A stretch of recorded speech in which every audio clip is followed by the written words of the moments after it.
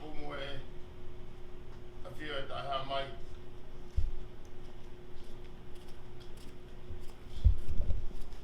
Tapu atu ki he Kerekere e Kini. Pa tapu atu ki he Urumotua. Ata whatakmake ki he ope e AHO.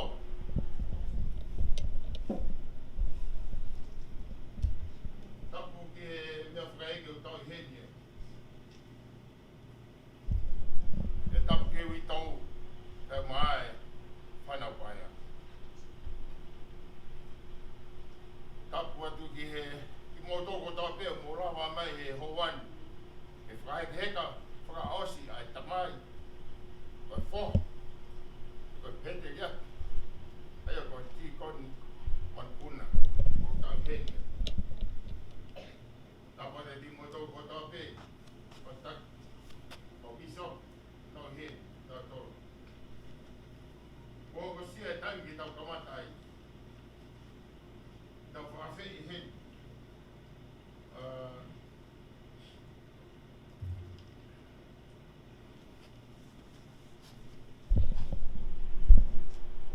Ai whahiwa, kene tāo, kene whanau, kene hoko ko whahiwa ka tī tau tōru.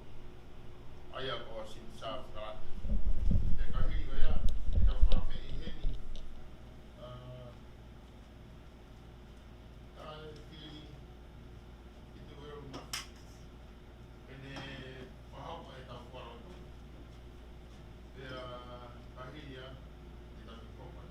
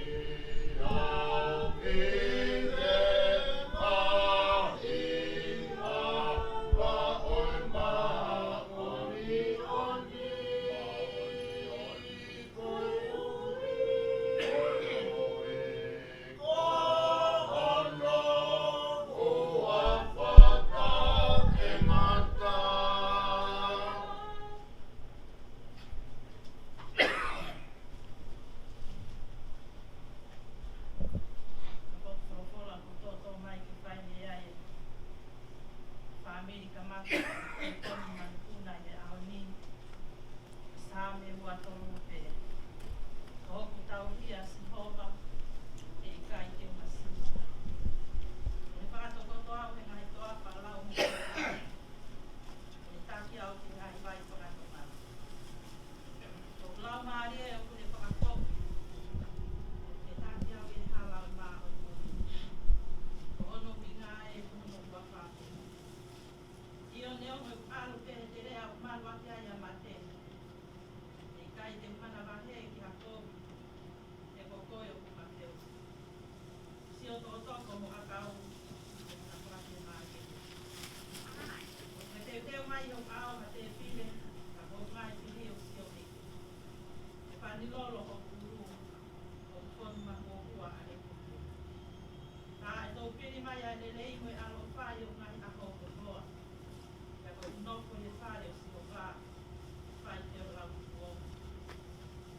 Ini, parala te a Siosifa ke ne whoko atua ko tau ki.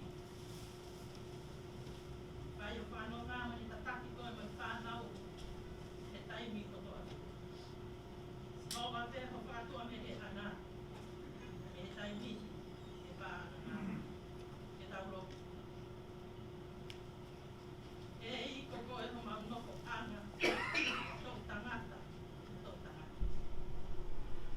Eki whakatuku ai whonua pe whanau i ai mea he uni te sini. O wholoa ka riu pe ho i ai. E whakamahino ki a teki mautoru, ko ki mautoru o kuka au. Ko koe pe o ke pure whakarewerewa he mau mea hono kotoa pe. Tāu hono whaku me i manawa, ke taimi o e mau i maamani, ke taimi o e mau hiki me i maamani. Koe toko tahape. Ma whawheta i aku e o tua, o whanguna mo ui ki mautoru ki he aho fo onu. Whakatahataha i mo ui mai ki mautoru, ke polo karama ma ke henu. Ke whai e mau tatau, e mau salute whakaosi. Ke tāmai o EIKI ko TIKONI MANUPUNA, tāpua ki a te loto whare o Sione, te amo teu Manupuna. Nani hoko koe whoha ki he ongo mātua. Nani hoko koe toko ua ki ngai tau kethi. Nani hoko koe tuonga ane, ki ngai tua whawhine. Koe tamai ki he whanau, koe whae tangata, ki whangai lamutu, mo e whakafotu. Isa ka ko hai tene lau ko a. Ko huse pāniti tōnunga ki hono waifi o whaanga. Ko lori ni Manupuna. Ko e pēteri ake. Ko e me mipa whoki. O e siaso sisu kalaisi o kau maa oni o ngahi aho i muni. Aho ni. Ko kere whai ko ni tō wā. Loka tau mo e tauranga pasimulangi. Si whatawhata e o tu motu la lo. Ko eke e nau whanau tama. Si o meni uwakai hakalofia mai maari. He kua tau tau noa si api ko mahola.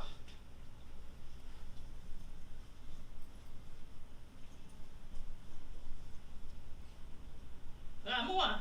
Me tauranga tapu rurururu. Te ange mai ko mamao a wholau. Ke alu ka toi ha. Aho ni kua i kai.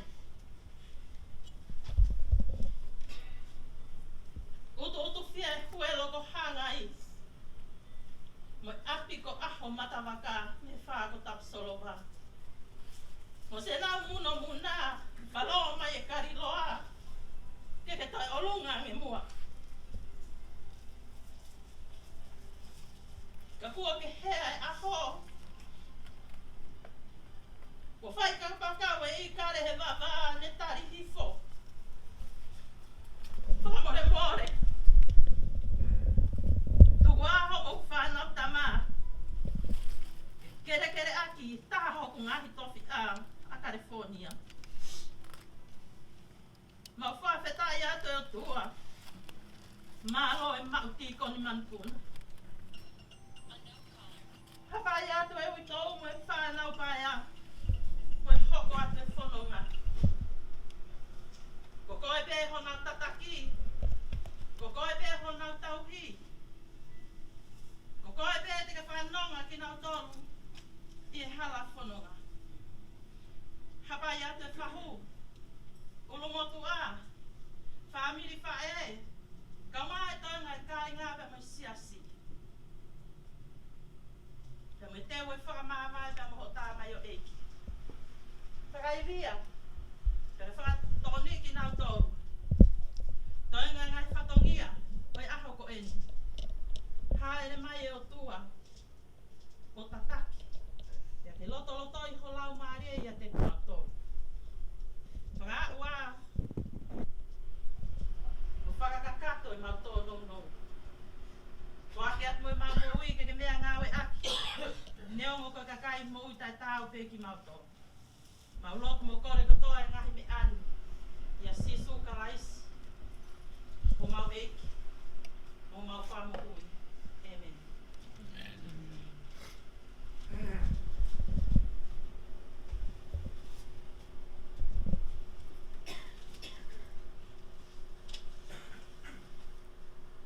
Ke tau anga whamalo ke tina toko tau pesa na whakawi ki o programa e anu. Ai koe lot, tamo ki o kamahona. Ka hiri pe ne te whaearea ki rea whawhilak no pe. Ea ka hiri ka te u. Ka ki hene tō tāna o. Katong ki kamata e rea ka te u atua e whara maari e. Ka ki motoko tau pe o ki aha manat meri e. Ki pe ki a. Mo katoa ai me ange tu be mo ke faha to ko ha ga uinga ko tu ata ki mo an ha ga uinga ko tu wa ko fa ta ko mo ke ko fa por bora ko to o ka ya ko mo au ke tu fa ta ni la ka ke tu e va ka fa ya ka o ki no ko senti mo te fita ko le le me ha te o ma dot o si mo te final de mo fusleven top final o final e pa fea o taku ko tamai o glahia I fae a te kia TIKONI MANUPUNA nā ko ilo e pe ai tamai ko ni I tonga na e sisi I pe ia oho wale he whawhitalaki mo e tamai koe ni I heni kune fula. Koe manat meri aku ki tō tāko ni ai mau whia hoi. Koe tangata na ia hano tare niti. Koe tangata na ia hano lot. I ngai tare niti na ne fua. Koe ti aha mea e ha mai ai tō tāko ni. Ia na kake uilo ia oku I la kanga he tare ni dia te au. Koe tare ni te tō tāko ni ko spoti. Whainga spoti pena e tare ni te tō tāko ni. Ko tare ni te au kia koe whamatala no I ape. Koe me bea ku la wā. Ka I he ahoni. I koni. Ko mo wharaha te te koni.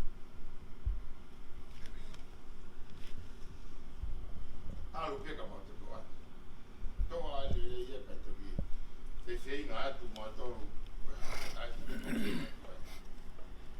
kako ato e hauma ia di mo toru e ngai tamai ngai whae, ngai maheni koe whamiri ko tō pē o e ongo whaha I tamai koe whae tauta te whita ki whamiri ko ngai I toru ka mō lava mai mō mea mai ki hana whahe te heka wha osi ai tamai koe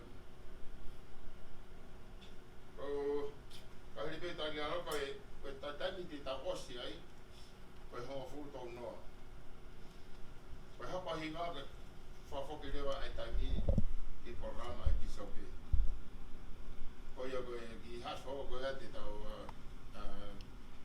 e whakaparia ki sope ki programa ko whaamu pe e ka inga ke tau turi pe ke taimi he whare. Hore o pe taimi I taungai whenmau. Ko whampe te mō mane I taka koe a. Koe ai koe I rea whawhila tu pēa ko atu. No men te kahiri o tau ki lalo. Te atu whai o marenga ki mōtou. Ai aha maratu me rie ki he tamai koe ni. Mō mai o whai a ki maratu me rie. Te kahiri koe a te tau lalo.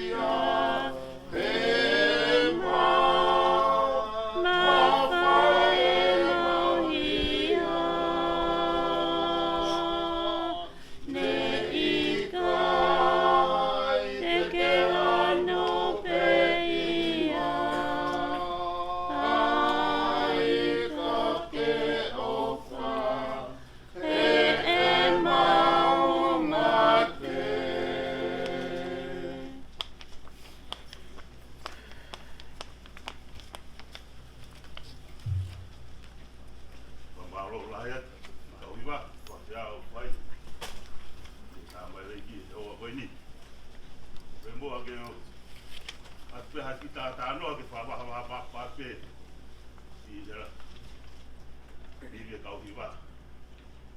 Whate au. Oa koe ni.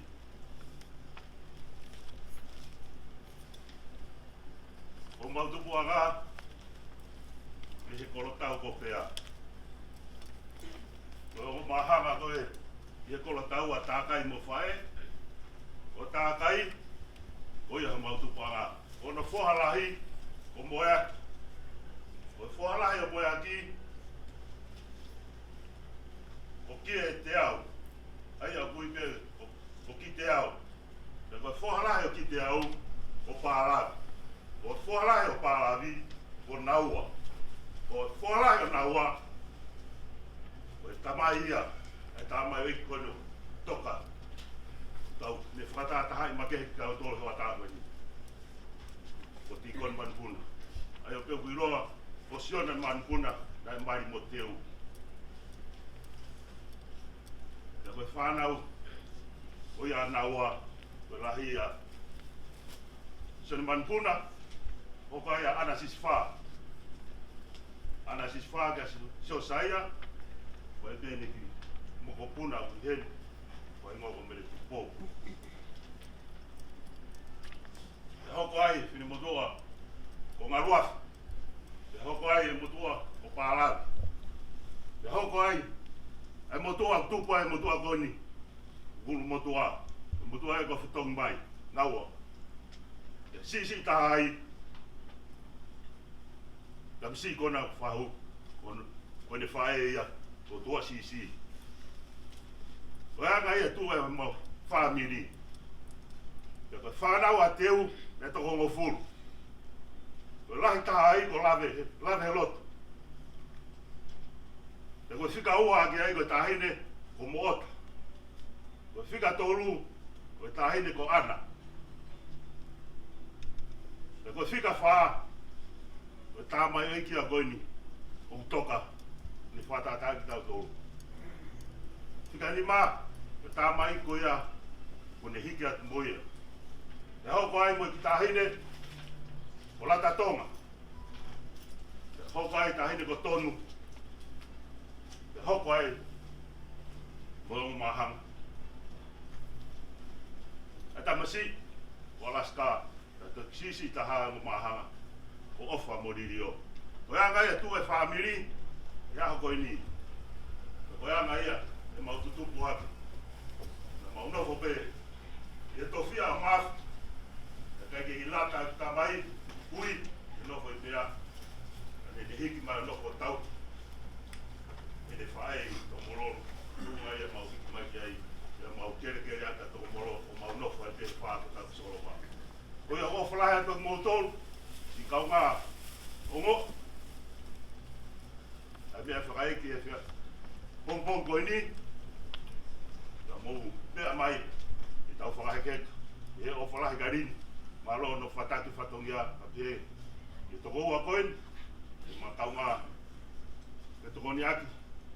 I whae whatongia koe ni. O koe e rea. O mana ko ai.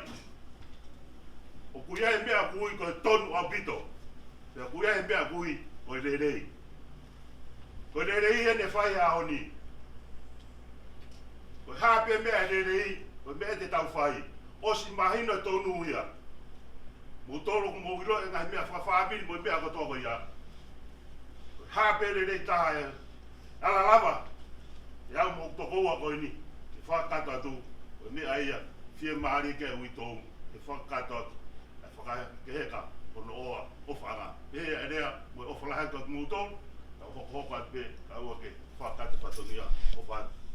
Hello. Hello there. Whakaha ere o tua ki e ne palo kita ke tāna ki whakatawa e ne kakai tala mo whua. Tāna ki haki a e kosi peri a e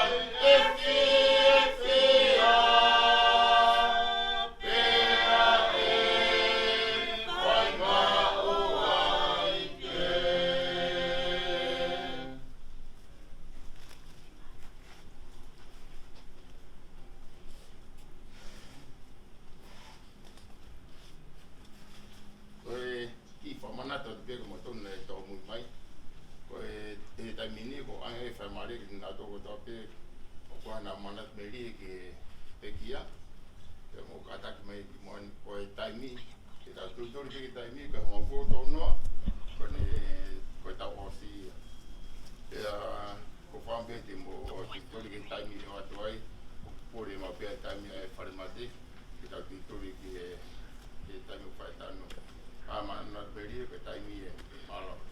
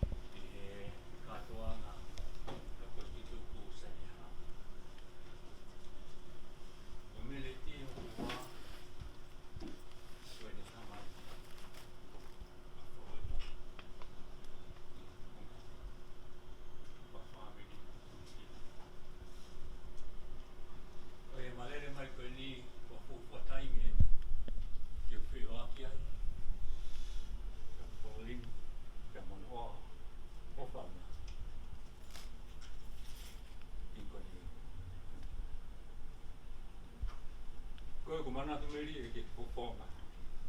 Ko ta. Fo tai me ke la tu. Na ku mo yo no ma ke. Ko ta ma. Ya a ofa i. Ko ta ma. O ne fieri aqui no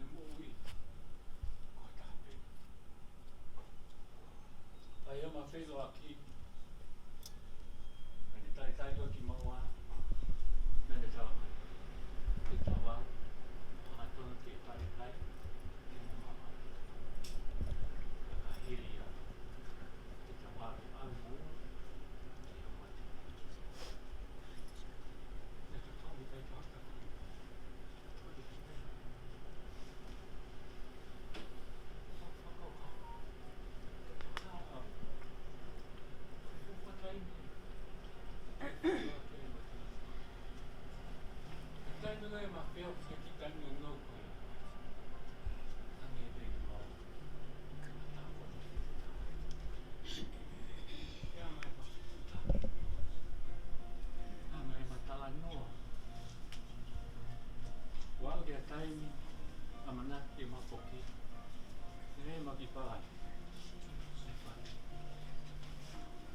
ta ono ni mana hoko ia a tatou o e mahi na koe ni.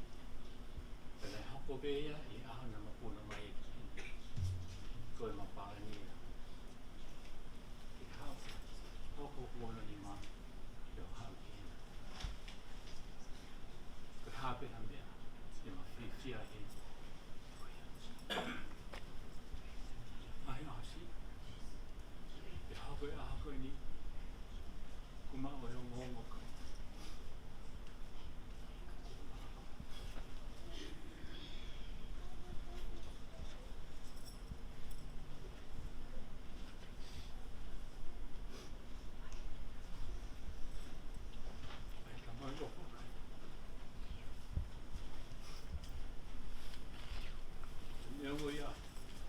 I taimi koe nā ma tō mai ai ki hini. koe mea ni na mai. Ke polo ni.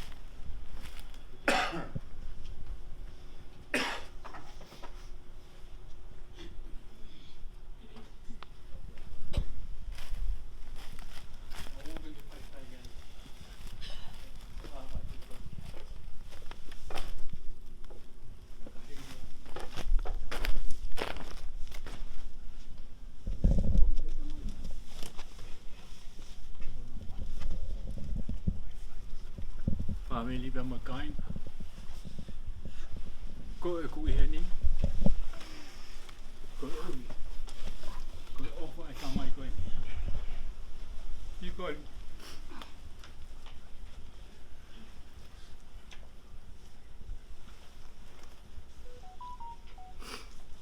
O ofa lai atu koe te koe. Ko ilo.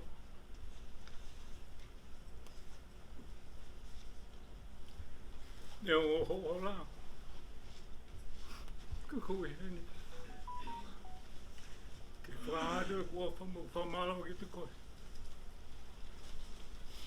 I ofa mga he te koe ni ko tō beo ke whai. He koe lau maari e nā kou mahu be me te koe. E hange ia.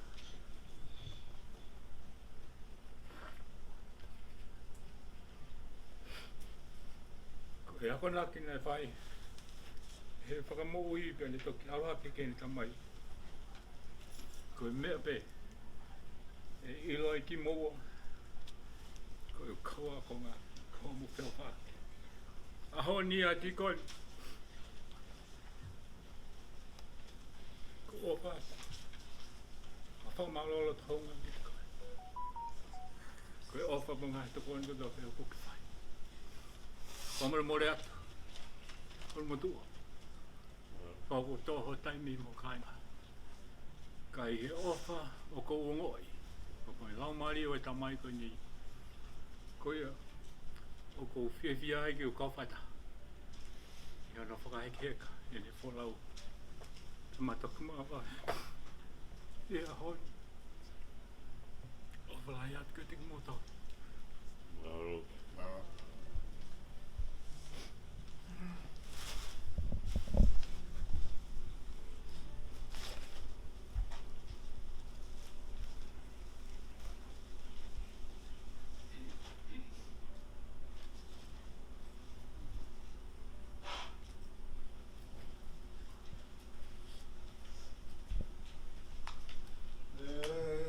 Vai per me care mare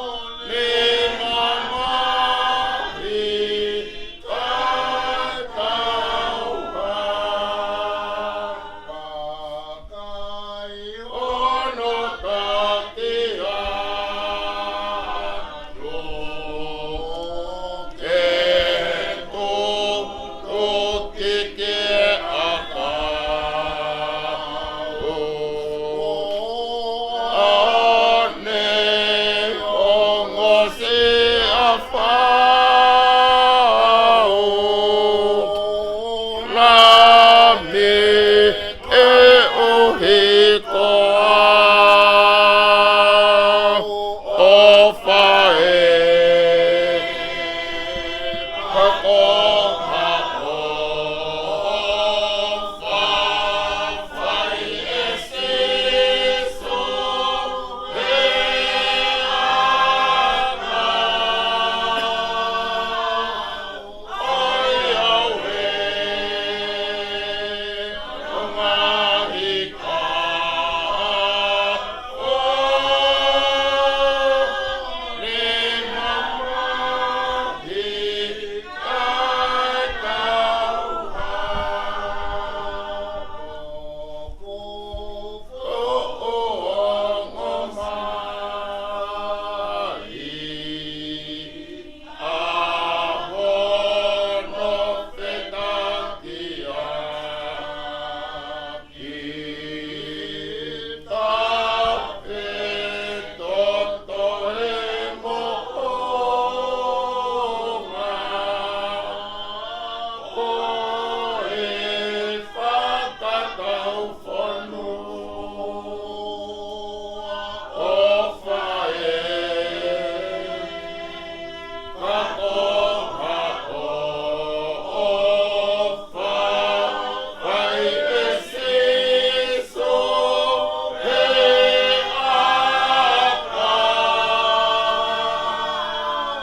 oi awe rongahi ka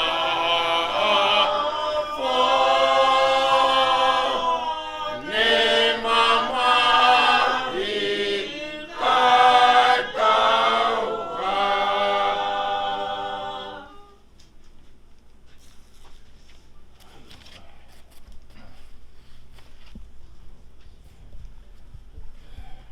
Atu e whamalo ki tina tolu kota pēnei toki o te tēnā wairia. Te ka hiri pō ni te o kore ati mo ke whawhae koe ni ai witou. Ki he whakamari pa ke hao whaihaki manat me rie ki he pekia.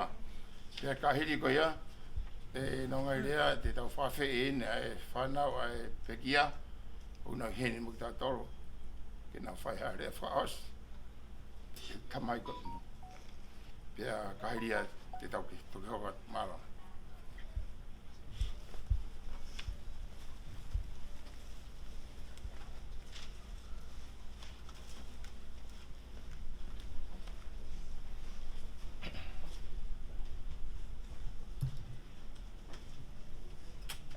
Ko le pekeu hufanga atu i he talamalu pe koe mamalu o se huianga o kutau iai i he pong koe ni. Kai tuku pe mua ke u talangofua ke polo kalama tam hohono whaka ofa. Ko hok hingoa, ko mileti, ka whemui, ta kai whala ki halo.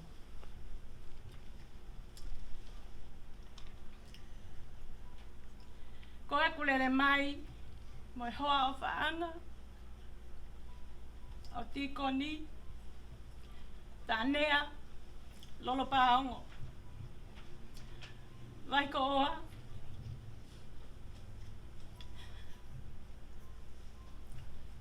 Api ko ango ki e, me he hahawea lahi.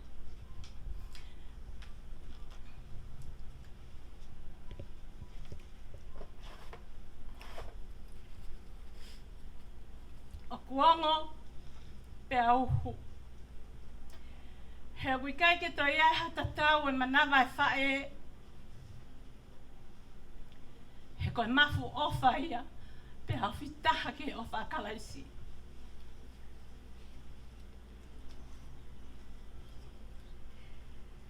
Hange ko manat meli e hokoa ofa ngā.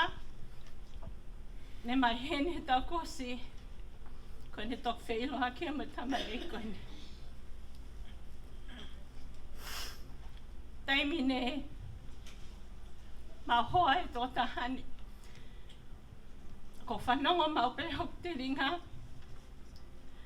Ke tala noa e o whiwhine koe ni. I he ofa. Na e to'o ka katoa. E tikoni. O fuaki ke te ia.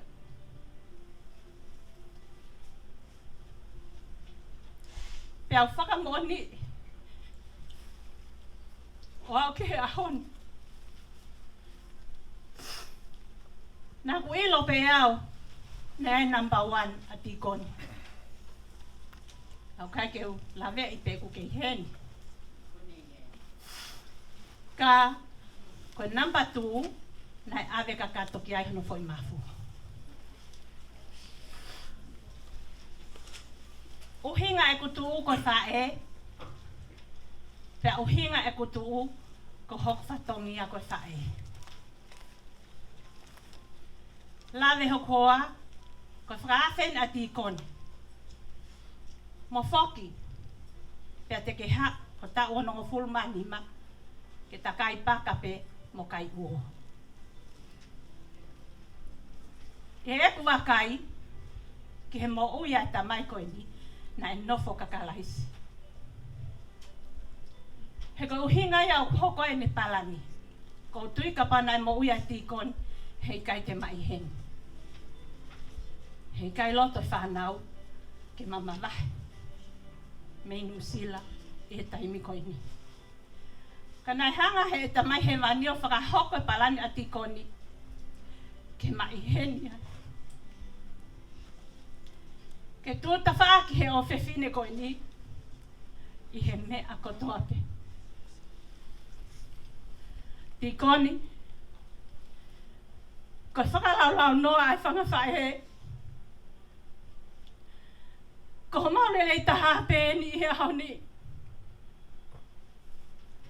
Ke whamawai ai mō kainga. Pea ke whamawai ai mō siasina ke o whai. Pea ke whamawai whaosi ai. Pea mō whahu. Ma siva ho maunima. Pea koe wholau he waha wholau mamao. Koe a pēne mea nā maulawa kuku mai. Oku si. Ka ne koha hala tū. Te maulawa whakakakato.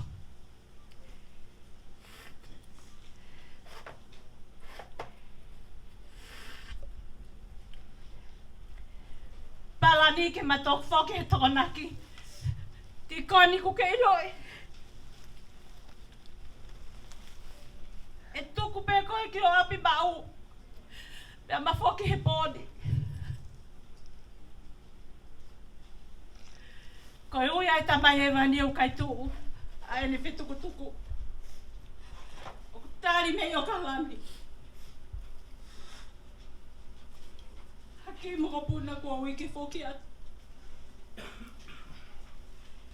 Kai tuku pua ke whanga katoa ti whatongi a whangwhae. Hei kai te rawa, ki maha e ke whai heo whatungi a whakaosi.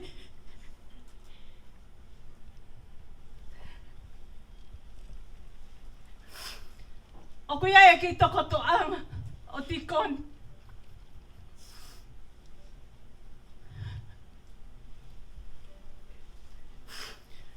Ko whara te kumanim, awhia ki toka huanoa. O kuia e tamutu anga, tamasifa hu. Ka whalawhiu ta nima. Awhia ke toka hangofun. O kuia e hano kumwhanua. Ko toka wanoa. Awhia ke whatua male. O kuia e mea anga whahu. I whai toka.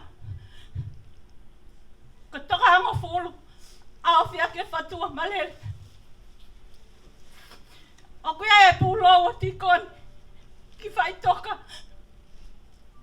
Koe ki e tonga, futeni mango fulu. O koe ki koloa ngā whae kutama.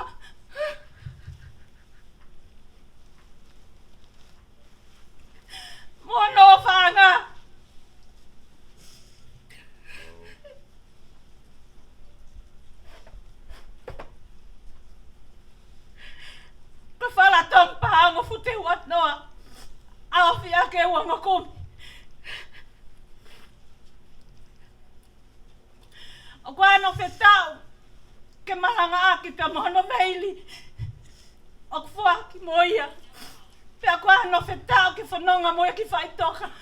O kutoho ia koi pulu ke whahu. O kuia no kato teu.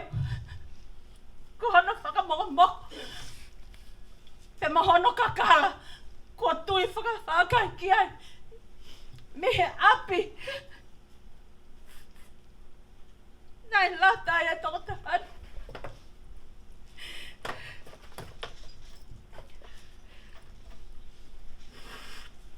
Mole atu. Ko ngai whatongia kotoa. Ko whakalau. O fuaki kotoa ia. Mai tamasi whahu e aho ni. Whakamole iki mautolu. Nā oku I kai ha whatongi e whiunga. Ko hoku ngāta a ngā pēni. Ka waha mautono no. Tuku ke ufoki moia ki okalani. Kai tuku e lelei ke mau nofo moia. Lewa malanga kau tatawa.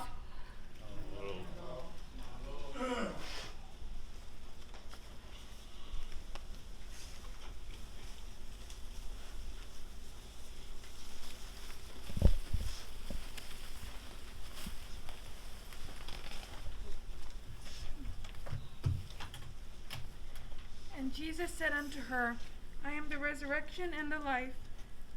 He that believeth in me, though he were dead, yet he shall live. John chapter 11, verse 25. Though it may not be easy to gather at a difficult time like this, I know because of our faith in Jesus Christ, death is not the end, and that through the Lord's plan of salvation, we know that death is part of a greater journey that Heavenly Father has prepared for each of us. Though we may not fully understand why certain things happen or what the purpose is, I know our Heavenly Father does, and that He has a plan for each of us, even if the ones we love the most may not be in it forever. Hello, friends and family. I'm very grateful for this opportunity to share a few words as we remember and honor the life of TIKONI MANUPUNA. For those of you who may not know me or recognize me, I would like to start by introducing myself.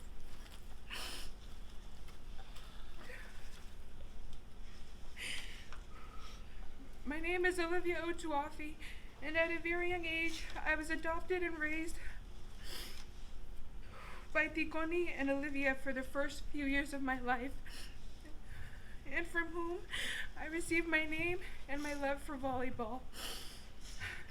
Koni was not only someone who helped to raise me, but was a father figure in my life. He is someone who I look up to, especially when it comes to sports. He helped to guide me whenever I needed it, and most importantly, he showed me what Christ's love looks like, the way he cared for others, and the way he always cared for me.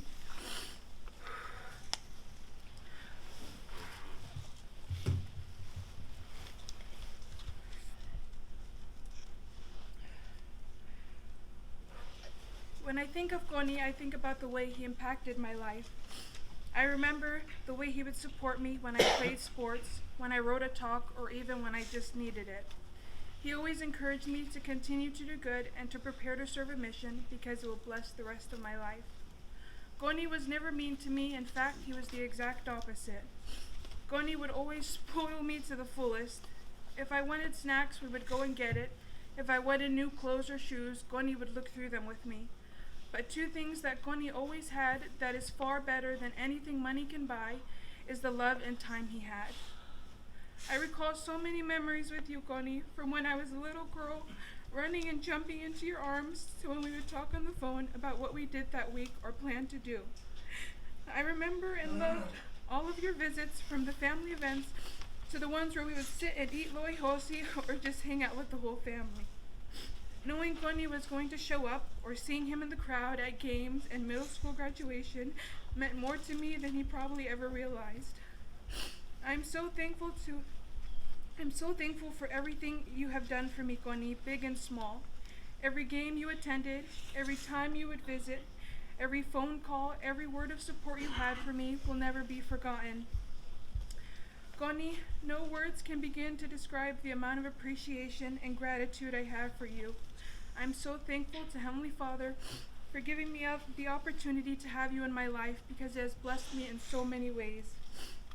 A lesson that I learned from Koni out of the many through the way he spoke and acted was to appreciate everyone and everything you have. And I truly love and appreciate you, Koni. O falahia tu kia koe, Koni, until we meet again. And I say these things in the name of Jesus Christ, amen. Amen. Thank you.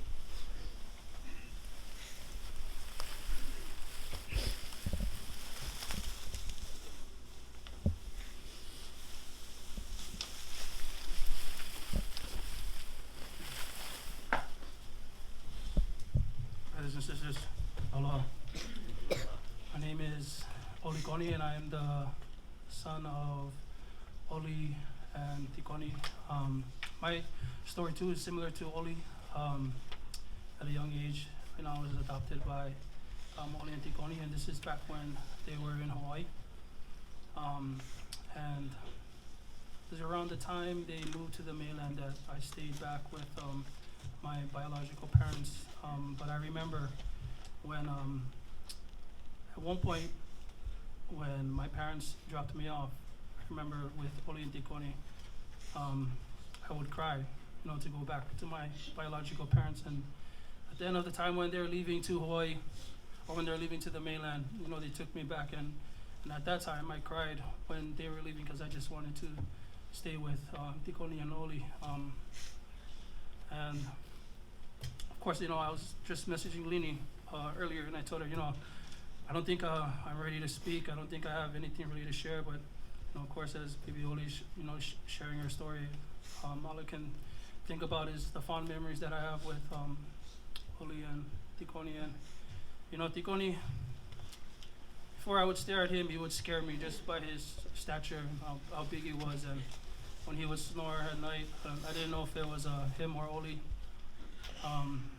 But it was just the time spent with them that, I really just mature, and I would come every summer to see them. And, of course, when we get older, right, life happens, and of course I regret being out here to say my farewell. And I'm glad I did get to see Koni, on his way out at the hospital. But the things that I've learned and things that Koni has taught me is priceless, and things that I will pass on to my children. So Tikoni, I love you. Until we meet again. Lini, thank you for loving Tikoni, until his last days. Afaka. Okay, love you guys. Thank you.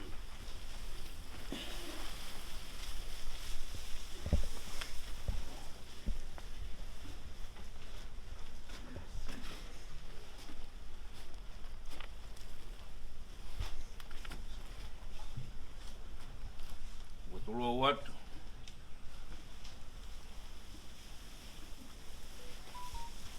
Ngai whakatapu e ko si AFAKA.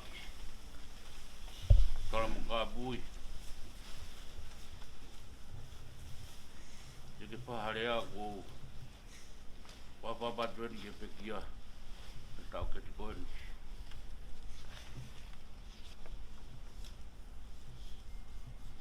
Ko e wapapatweni ke arini. E whoke whanau kono kotoa pe. Wapapat ke harot. Sa mai family whae. Ma family tamai kotoa pe. Ko e opalahi atu heni ki he maukai ngā pembe motu e wiki. Maro ko whanako mai pembe i Salt Lake City. Ma whatanoa pe mo. Tau ke tikoni. Kala no mau peke kāinga e wiki. E hange pea ko mau nofo mau koro. Ne hange mau whakauka ki e wiki. Ko koro i koe ha mau mapu. Ne ko mau nofo tonga eiki. Ka ko e wiki. Ko whilau pea tokolahi ka ho eiki tonga. Unau piki ki motu eiki koe. Neo gani sisi te whewhi a ware whanua. ka ko ki ngalo ki mo tolu ka o ko to ho e o ko to pe ki mal pare ko ni ya hange pe ko e ko hoko na ko hoko tu he ma un motua ka ngata ko motua ko ni ko sisi taha ko ai yo mo ni ai rea tonga ko taka ki hea tonga lahi na pifo laua ka ki te noa ki motu ko e ua hange ko aha ko ni na neo ko sisi ka ku te hahe a honi papapunga e ngahi tunga whare na neo ko sisi e kupae ka te utala noa ki hanga ku nopo ha mau ki koro ko au na pusia ki ahu e whamiri e tamai e whamiri vite i toko mororo ka ia taimi ko tope ko aru ki api e a tikoni ka neo ko na ia e whahu na e rahi pe mo ko EIKI na nau hanga mau pe na nau pore he kui ai e ku nau pore ki alu moha mea le rei ki he whanga me tanga ka mea na nau pore ai e taimi ko tope ko hora ko alu ki whawha e tangata na nau awe ai toko naki ko ngā ko mau nofu whape whinemo mo whanga me tanga na nau mo ui aki na nau pore taimi ko ase ai ha nau ki mea ku pai ya na fuaki le taha fuaki mai mai mo do ko e ko ahoni ko ilo ko papau i lau mari e family ngai fo o e me ku ha ahoni hanga ku tu he ni kana u si o pe i tonga ndeongo si e ku fa e hanga ko ta noa na hanga pe o fili au ki fika luaki au ahoni u pa mo oni e opa ko ia ku tu he ahoni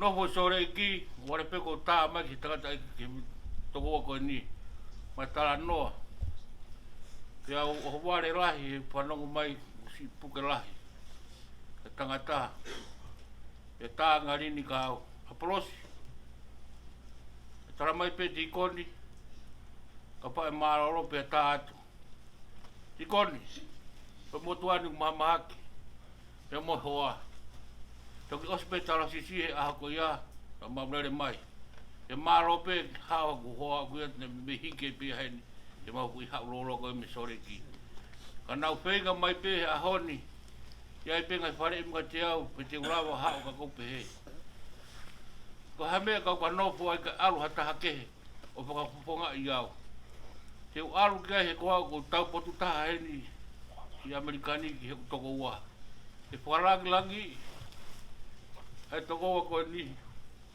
e koe alo e hika ke te poki mai tikoni koe popo ke ofa mai fe family mi Nusila ponga tau ke te wa to wa fine me tonga nengo koe ke nau rapa mai au na popo ke ofa mai ke ngaro popo ngai te na tolu o fe rahe ko koroa ia aga ko rea nengo pe koe ka kai to tonu ke nau tu hedi ka koe honi ko mau e koroa ta poki honi e whao wharangi e tau ke te koni o ko pia rahi e ahoni rini ko o wharahi ka te koni maro e tau hi e maro e fua whatungia ka ke hapata tau a ia e maua mai me ahoni ke mua mai o whakangonga ka te koe e ke hela ia hano tau hi o mau tau ke te o au ke ahona si hika tua ia i koni whamarimoreat ke whaitūra pamna ka ke haha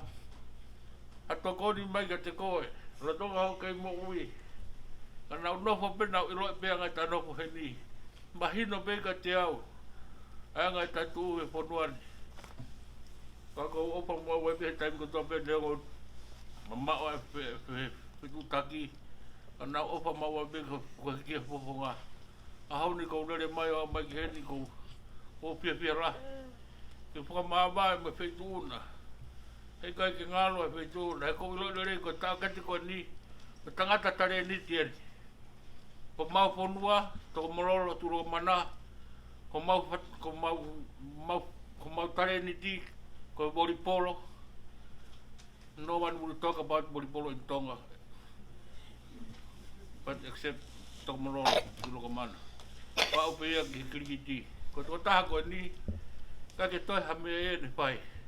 Ko tangata na aga pulu alo ba inga hate iho. Ko tamasi ita tamasi ini. Pau ke voli polo, pau ke tenisi o pehepe. Ko tam kono ulunga nga. Tam tenisi tene finga mape ke tai tamakoni ko go magai. Ka ke tai den tai be tamako go mai ko tamana pehe no ulunga. Ya e ha tangata ni ko sio ki ai ko sio ko no ta fi lau pe ai opa ari ni ai no poponga tamasi tara mo o tikon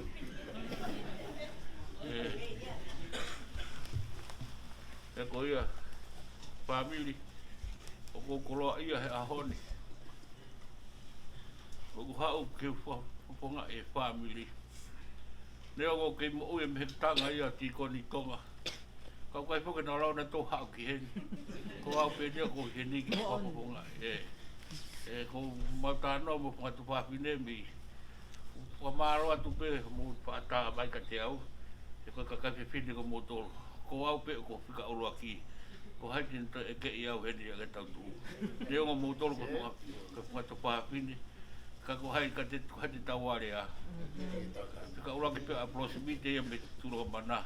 Ko opora ka te moto opora ka tu piseni ta ko tau feo hero baroto ta ko family tau toro ka tau no po wa fi apito ya ko opora ka ni ke kanu ata ka family to mo motor ko to pe family ko mo heni ko opora ka ni motor mo lawa mai a honi ka ka harea fe ungaia tu au pato.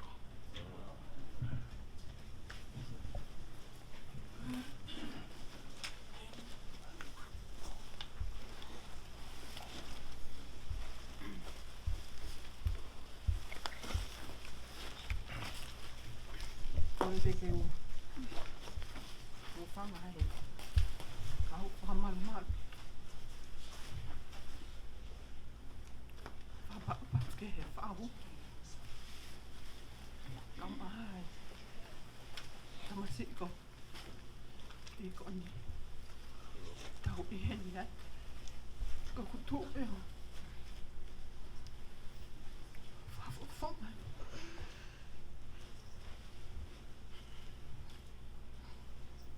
Uhik.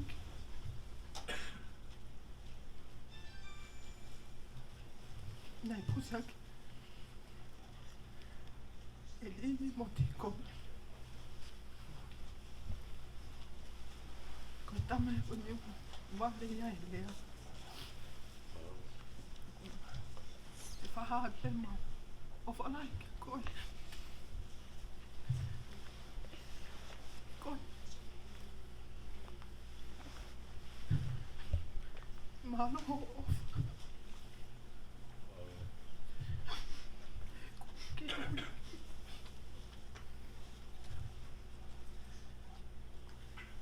If I had behave, whanau I ki hiwa.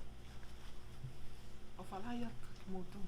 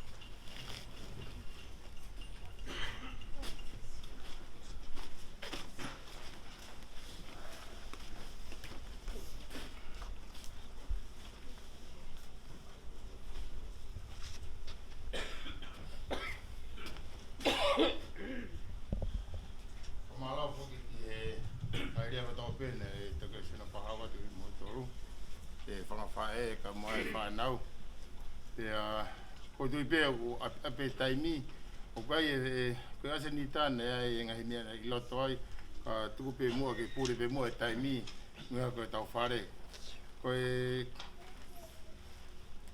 tau viu ko ni o osi ho fu tau noa me waha ho fu tau noa ki he tātaha o kamata e programa e kaupi sope ki taimi ko ia e ki mo mai whakamari ki mo mai whilaki ka mo i pekia pea ka hiri e kurea ko ni te o koe hango whae e heini tene ataharea whamawai ki he pekia ki a TIKONI MANUPUNA pea he kai te talate o ngohi ngoa tēnā toki atu pēnā oa o talate hona hingoa e kaki iloi poko haina oa ka te toki o atu pēa ia tēnā toki o mai pēa o whaati nā uroi atu ka moitoro koe ko inga ko whamalo ke hongo whae koe ni koe whae koe ni nā wheofo whani au pito te keke sia i haporo kalama moa ngai whaemiri pē he mo i koe ni koe toa mon pēnā oa lahe ngai taimi o tau whepake me ngai whangata ka koe o ngaua koe ni ko si supe mo ui koe ai e ka inga o whapeke mo wako ai pa te wako mo wai ka tuku pia whangamari koe ni ko tuku e hawfuto noa koe ose ta puro kalama ka hiri pia urea koe ni te o ange whangamari ki o whae koe ni te ose o whae koe ni te o ange refa si ki he ulumotua koe ni utau heni whatape mo ia ke te whai harea tuku ma whamalo ka tiki tau toru i moitoro kotoa pē o mea mai he aho koe ni ko whamalo lahi te ti moitoro ko mo mai e tau wharangilangi i e tō taha koe ni ko ia koe hiwa tuku te tau whekau e whahiwa ke ne tā mai ki tau toru e na ea whi e si su pea te whawhi e ni tā nia whinau tau te whawhi pēo kua ke ne whai ai lotu tuku pea whamalo te ki moitoro ko tui moitoro kotoa na mo mai he aho ni mau na moitoro mui mai kau ki whaatu mua kui ngoa o kui ngoa kalo sen tima te whinau koe ko wheo ko taki moi peki a o lahi e ta mai e whae e peki a koe ni o kai mō ke whai a te whatongi a koe ni ka koutu ke fua whatongi a koe ni kia o kui kai ke ia taha e heni moi na do ko to pe na ma pe na tonga pe ka fitu mama ka go tu ke fu fa tongi ya le malanga ka tawat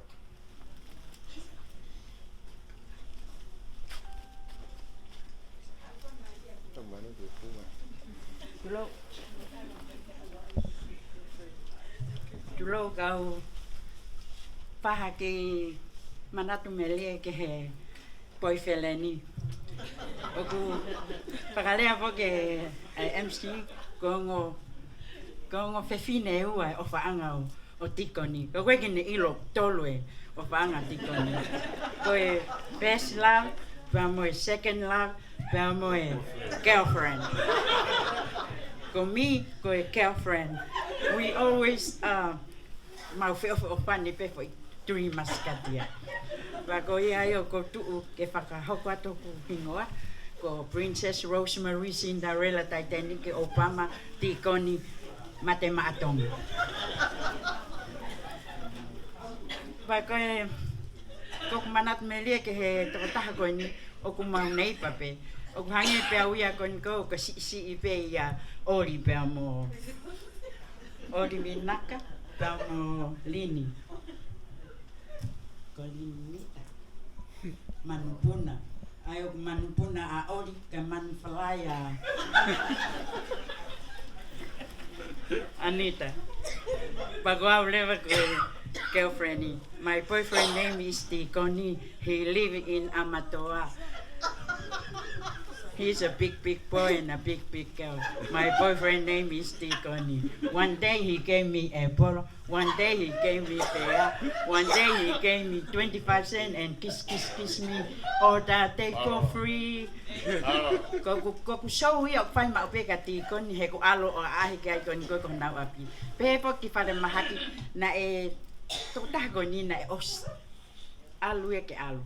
pe na teu ia ke alo ka ke hene whanongo ke hele o koe girlfriend e tā koe so na e toi ake tangata na mau ilo ina o stokoto ia ke alu ke he pale mate pe koe ne mo ui hake pe koe a tikoni ai na toi foki mai ko hi hene kai ke ilo ke mo oli he taimi ko ia pe koe ne toi foki mai o leva toi haua oli hau mo lini pa alat mo California o mau 3 maskatia pale mahaki o pai ai peso ko ia e ko ki manatu melia pe o alua tikoni ange ko lau you the only one in the world of my heart I love you forever and ever amen moa ke ale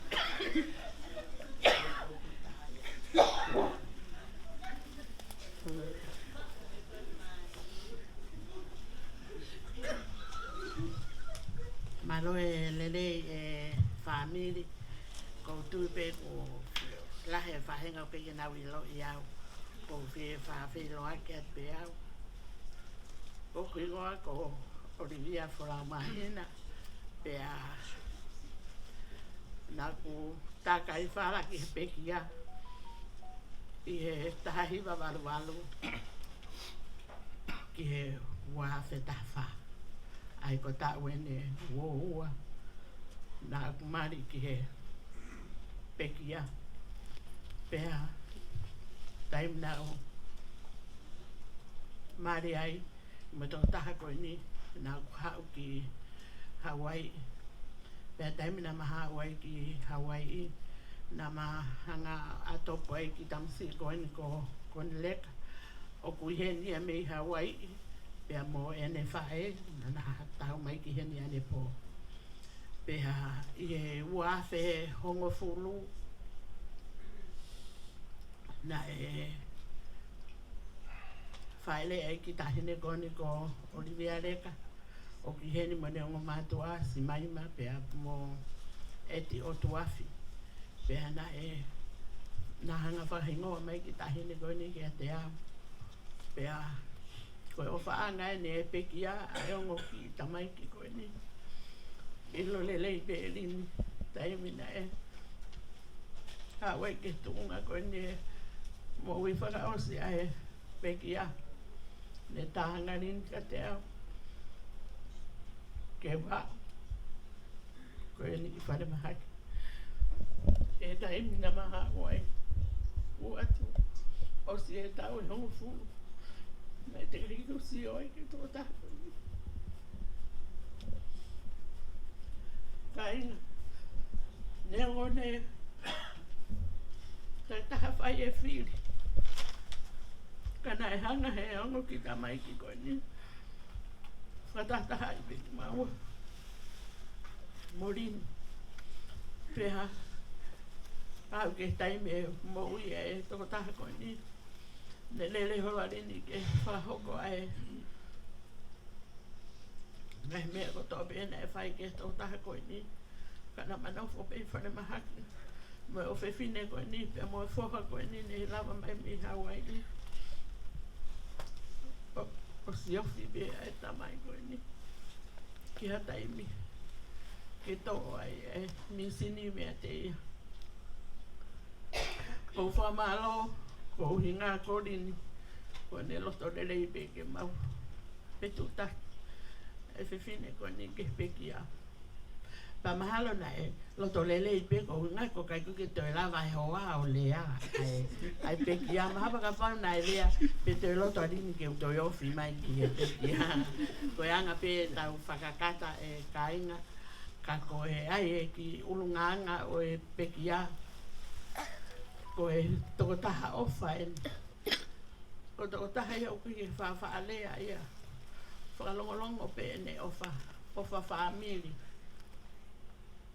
ofa no fa to fa fine e to ta ko ni fa to no ki ulunganga na ma winga ai e mali ke to ta ko ni ko to ta na mo ui fai to tonu I he finance ai panga ko me a ko ki ulunganga ia to ta ko ni na ma winga ia Leo o koe hae tuunga na i ai e ma nofo ka koe unga ngai ne toko tahana e lava ke o a ko mi ai he nofo mo ia pea ko whakamaro lahi at ki he whae a kone kāna na lava mai mi Hawaii pa behe fokasi maima mo eti o tuafi ko uhinga ko taimi na uhoko i ko whae nana fuhaki mai na whanau ke mahanga o hia ke ia ai on ki tamai ki koe ni pea ko ia ko o whalahi atu heni ki he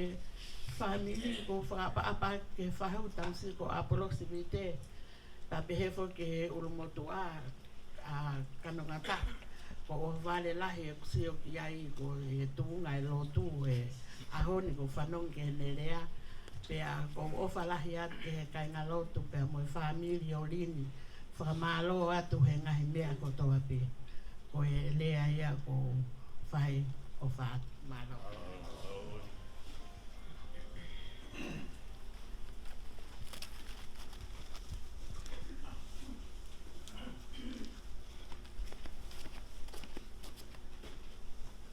Ko i loi peo ko hangi o ko ki kaunoa. Ka ko whamalo ke Ke toko taha kon mihanga mai ko hau ko hiva. Ba ko hiva. Hiva ia ko o whaanga tikoni. Ko ki tama. Ko hau ka taimi. Uni whatataha mai ki tau tolu. Ko ki hataha ia ke tau tatau ko tuapi. O whalaha tani ka oli. Ko e hiva na request mai ke o hiva ko e whiwhiri oi loto. Pea nau whakaukau haataki tātā mai ka koe ke maha tāhe whia tā. Whamole pe kau moulawa o hū mai hei ki konga whai ki tau koe hiwa koe ni. Hamo hū mai. Ke tau hanga puke hake o whakoe o wha pe o tau no whahe AHO ni.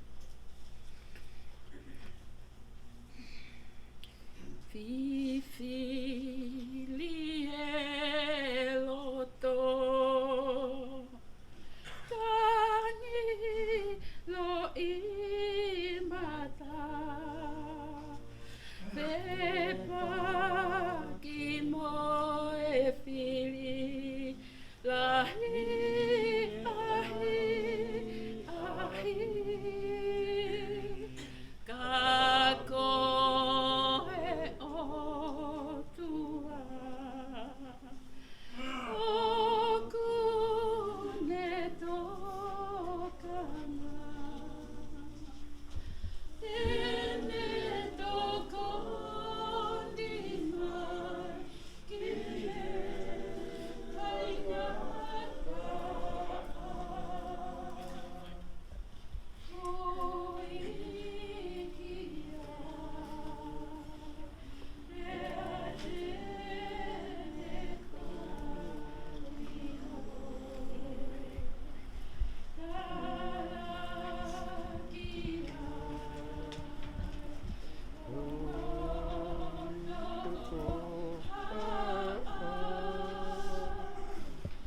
Rea tene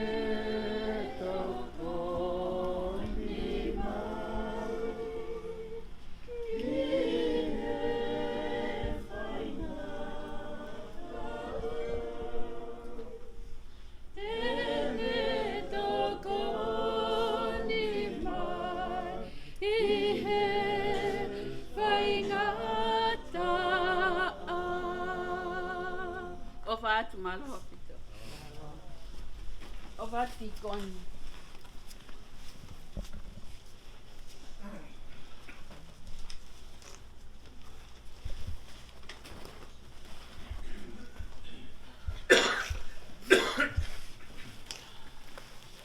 Takapuka moe ope AHO.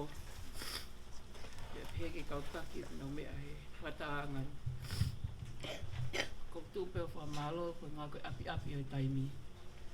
Ka o ko mao, ki o whia mao ki o hae wakamalo ia. Ki ngai whamini o tikoni, me whae, ta mai. Pia pehe,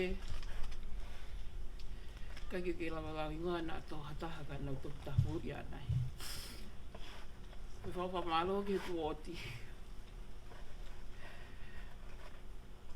Pe whamalo ni ki whanau ati. Ka ngaka na ofa i tō tahani. Whamalo ki se whamiri whae. Se nau tū ta whaaki. Ki ono na ofa ki tō tahani. Ka kofi le au manatu meri e ki tō tahani. Ko ose mata meri ai e ori. Ka ko mā ofa lahi atu. Ki whanau. Ka koni. O look forward mā pēne onga ni maha ki. Ke alosio. Ke Olivia. Ke alosio kia. Ori koni ki Hawaii. Ka whamalo ani ka eti ka mosi mai ma. He ofa whai ki tō tahani. Me ngai hapa whotonga. Neo me masi wahaku ni ma. He taimi lahi. O ki ila pi tō tahani e ku masi wa mo i ku whakaofa. Ka kou ofa ki tō tahani na e whai au pe se tite au. Kai ki te lawa e mohe. Ka kou whenga mau pe ki o awe tō tahani ke ne tari tāne tāngata i tara. Mo osi ilo pe ano ki tō oka. Kena e alo pe tai me mamaha ki tō tahani. Kone whi mau pe ki si o ka ori leka. Te mo i koni. Pe nau ilo pe koe ofa anga o TIKONI a ki naua. Koe ai ka inga mo e whamini. Kai ki haku lea whiunga. Ke whake ku whakamāloa. Pena ke si tuka ho mo ngahi taimi ke mo si o mai. Ke whawhiwhia i mo whaka. Ai aho TIKONI ki whaafu ofa. Koe ai o ko mauha ofa lahi kia te ki mo tolu. Ila pe TIKONI ofa i ai. Kai ki lawa tukuangi o kuhoa. Ka kowhi maari e pe koe parani e tamai he wani. Te utoi sio pe ki ai haa. Kai whakamoa ni ki tō tahani. Ni hanga ako i au ki hoko ka ho. Toko tahari lei. Koe ai whaamini ko mauha whakamālo lai ka tiki mō tolu. Si tuho mō taimi. Ki mō si Hawaii ke whake heka e. Hokoa o whaanga. Ko ki lea pēr ko whai he wafa si sakaisi. Amen. Amen.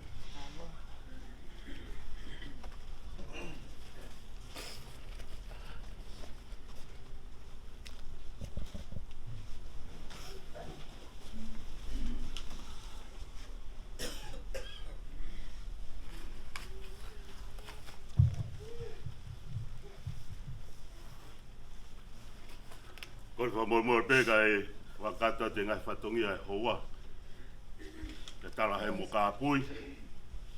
Kai whakato atu. Ki mua ia. O whatu. Ki ngai whuang kotoa pē mō mea mai. Ki whakato e whakareka. Te mue tā mai oi koini. Neo ngā koe tau toki whia akpēni he ahoni. Ka koe fotu e kakaya e ki. Koe lau maari e. Une o whai nau tō. Pau pehe. Ai rea. O hua wakai ni. O koe ai peki i rea. Ke whakato atu. Ake o kwhatongi a. Moe ta tau. Me fu wha ko tapu solo wā. Ke tamsi. O tau hene he ahoni. Ka ki mua ia, vai peki tā anoa. Nai mua e, tau kete o TIKONI ki korisko tupou. Pei kai ke ne lava. Ai apia ko, ka ne whok mai. Pia umuia. Pia uaru. Toi si ipe. Pia mui ange. Hok te hina koe ni. O mao ke korisko tupou. Pene toi tatau mai, ta mai he kai, lava ia. tanga nau mo no fo mo do ka no fo au o fenga e apia kon ke o fokat moia ko ia kainga ko mo tuani na mau be o ako pe ko mau tu panga o ku ilo ipe he fu fa ko tap solova ai fu lalo mango he api ko akau veri o ku kai ke toi ke ai me ak fai ai me ane afi o mai ki ahon o ke fai pe ai me he ahon ko be ai o fat ka motor mo tala monu wat ka ma nega ke lava tapa ikina sio kainga mi he tapu lulu ko fofu ha uia feilak mo ta ke te mo to ko wa ni I he ni ko ha ke gi me na hoko hen pene fa fe ya mao feilak mo si kainga pero kure ya fa ma bobo efe ngawe anga fa fini ko Timote ko ne fae ko toko ua mo nia ai fae kamai me e EIKI aho pena ala ngai a Timote o ngawe I ala ina o alat ki ai o ma fei loaki pene ilo iai ko mo kopuna no meritupo pene talamai ka te au mea koe ni o kuia ha whanau o talangi kia ikai pene talamai ko fe hoa pe hua ki ai ne hu mai tangata I ki fra mole mole ko fe kau fu ni ta ko fe ne o var pong pongia pe hua ki ai pe alo tu no kof ha o matangu tu lo to fare pe me mai kau ko fe hoa ko ni o tangu ko fe ho mo whanau ka ya whanau te talamai he motu aga te au tango hoa ha tokoto pene fai to he motua ko tapu aki ko ya na mau me takatai ki ko ya ne lotu boni ko e tagutu I lalo ko ta va ke fau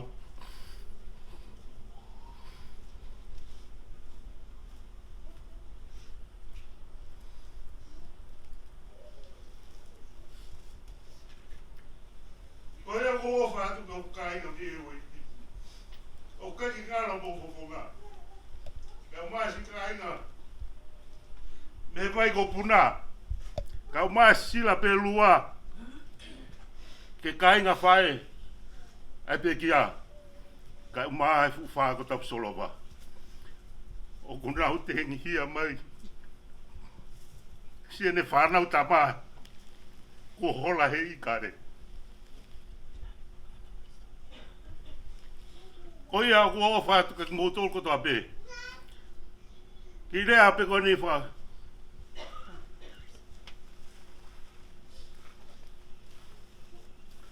kau kai ke tui ke kurea tui a ke ngawe I koni o ke mo ye rea ko ya ko rea ya e fra mo I ka pau kai ke tui ke kurea tui a ke ngawe ko kona ke ofa mai ko ofa ka ko ko tui ko ngawe mo rea ke ha ka ko hau ke fra mo ne atu ke kurea na utala tu ti koni ta ofa mai family ko to ofa ke fonga o I to be pena talate o ta lo ta no a ko ta misi au ka ke to ke he ku ya e be ko to pe ko tala ofa ke mo I fo fonga na pusa ki ti ko ni fa malo ke ki de om ki ta fa la a ko ni ta be ka mo to ko to be mula mai mau ofa atu ngata erea faos e kau taula eki tau fatongia ki a honi ofa atu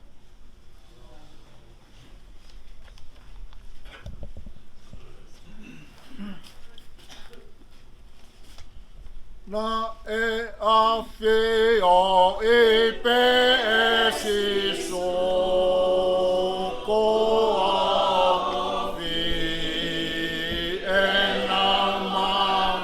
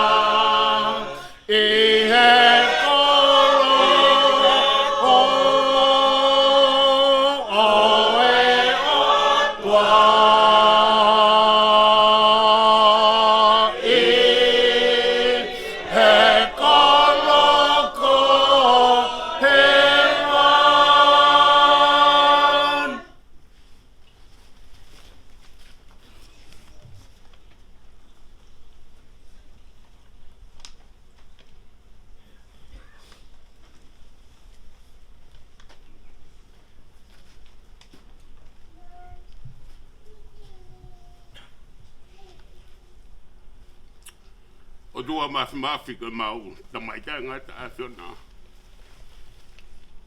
Puno ko mau kulu. Kai hanga hak mau lo to mo mau lau mari. Fonu ye whakawheta. Fonu ye whakamalo. Ko hi ko hanga hi planta ngata. Nage teu i me whaahinga tangata. Mau ilo mau hinya hi ahkoini. Maongo i hawhia mo whakamalo. Ko hi ko hataimi. Na e haua e toko ua pe koe tamai. I he materi e koe ni pe hoko ko mau kaunga toko ua. Kaunga ngā aue. I he whakatua sino pe mo e whakalau maari. Whia ho mau loto ke hangatu ki a te koe. Ko uhi ko hataimi o whaingata. Ko hataimi o kulawa ke malo he ngahi iwi o setane. Aku mau tui ko kau. Pe aku mau lau kai he ahakoini. Mau whakamalo ko hui ko tui. Moe amanaki moe ofa aku mau ilo i. Aku mau ongo i ke hu mau loto ai whia. E koe ahakoini o kulau. E mau tui. Moe mau amanaki. Moe mau ofa pe mau whakamalo ke te koe. Ko o fuaki mai ki mautau ki hatamai mo hawhae. Ke ako ne kina mo tape kina ki mautauru. Ke ako i ke ilo ai hala. Ke iai ai aho te mau whoki atu. O nofo whakataha pia mo e awhiona. Tama he wani. Ongo i aho koe ni angahi ripoti. Angahi manatu merie. O ku mau whanongo kei pe a kuongo ke mau loto. O mai mua e manatu merie. Ke mau whai hambea. Ke merie e mau manatu. Owa na mau manatu pe ki harerei. Kai ta e merie e mau manatu. Ko e mau manatu ko koe pe ko eiti ko sisu karaisi. Ko alo to petahan e hui. Ko hui e whakahao mo whakamo ui e whahinga. O ki mautolu he materi e koe ni. Ka wamua ia ki mautolu tāpo ki nange whanau. Tāpo ki nange mari ko hae hoko atu o nau whai. Ko mea ko toa pē kui e te koe e mo ui mo e mate. Ko mea ko toa pē ki e aho. Ke mau ilo ko alu teu I ha feitu ke tau whakataha ki ai. Ko lotu ia ku mau oha ke ia loto ku mau lalo mo oni. Ka whonu I he o whamu e whakawheta ai. I he hua whao si tūka ai si e meni.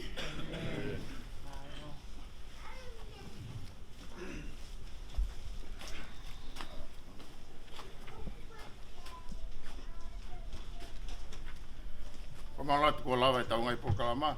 Ko e tu e taimini e whangofua atu ki mo I tolu. Ko ki taime e tuko ataka ti mo I tolu ki mo whela ki me pekia minit pe tānima. Kata ki apa pe taimi o pure ma pe taimi he taunga I ngai o tau whai. Ko rea tu ki whakamari koni ki mama whiloaki.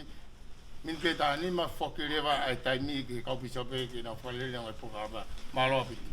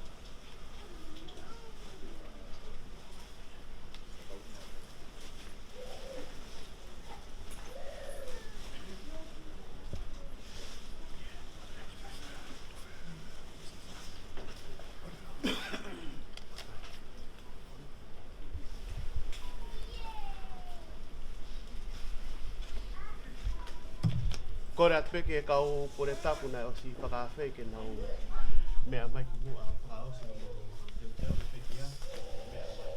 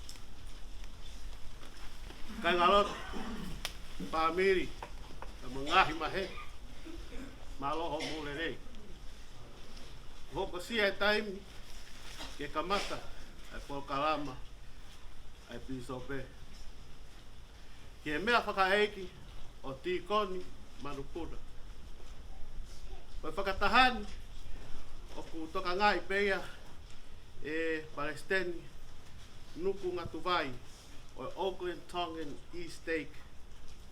O whakakona au, hawa malavaka, toko tiwa. Kia ālani pāhuru I he woti haere ni. Kia tataki atu. E tau polo kalama he hoa tāni. Tuku pē kia whakatapu ki he awhio e tau o tua mahmafi. Koe ārifa ia moe o meka. Whakatapu atu ki he sino e peki a. O kurotonga lepa I tua ngalu. Teu teu ke whai. A whalau I he api malu.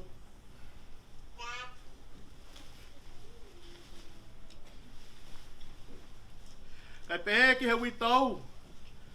Pa mo ki whanau paia. Whakatau pā ki he pasteni. O steiki. Pehe ki he pisope o woti. Whakatau pā ki he pisope pe ko ha whai whekau. Mo haa taki lotu.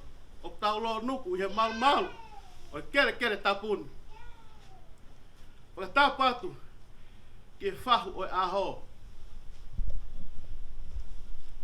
E hira ku tau ki lalo.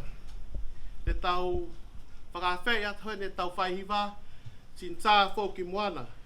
Ke kātake o mea mai o tataki tau tolu I he hini. Taha tolu hiwa. Laueni ko e tofia. Pea ka hiri ko ia. Te whakawhei heni. A whalanke waka. Ke kātake o mea mai o whakaawa e tau polo kalama. Pea ka hiri ko ia. Te tau toki hopo atu.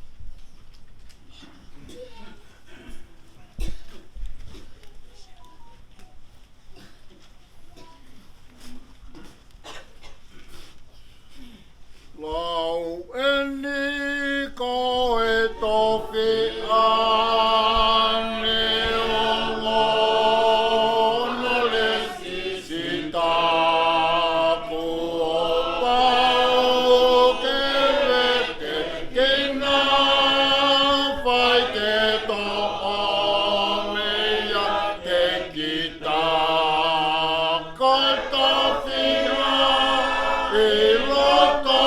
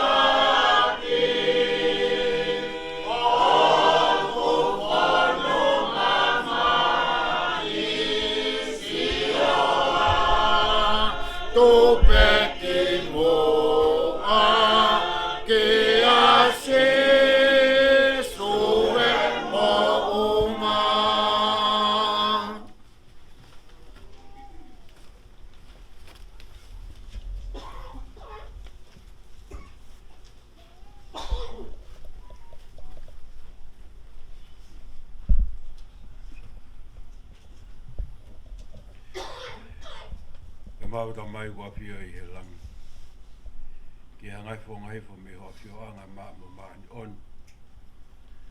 O ma toloen ko whanau ku mau lo nuku I he malumalu e whare koeni. Whaia e whaapa-apa, whamawai whaos, e mo tikoni manupuna. Ka mai mau hongo I e whia lahi. Ke whawhetai ki he a whiona koe tāpua ki o e aha koeni. Mau hanga hake he houa koeni. Me whamaro ia e ngai wā taimi o e whiohi. Mai mea ko mau whanongoa, pong koeni. Ai ngai lelei, mau kore ake ke a whiona o lau maari. Hifo nofo ia, ai programa o e pong koeni. Ke whatoke o mau ngai loto takta. Ngai manat merie, tamai koeni, I mau nofo moia. Ke whanau kau mai witou, e heke whamiri. Hoko atu ake ai mau whanongai he mo ui koeni. Mawanga ke whamalo ia ko hiko e ngongolele u ke tuke teke mau tonu. Ai mama e a whiona ke mau kawai. Hoko mai e ngahi aha peheni o e mo ui. Pe mau ilo I whapapau koe whakatuutu ui e a whiona. Ia e aho ku whanau I. Pe e aho te mau tue whoki ke a whiona. Kau mawanga whakataha hake he hoa koeni. Kau hiko e kau bisope, kau pastene o steiki. Ko loa wholofola o e pong koeni.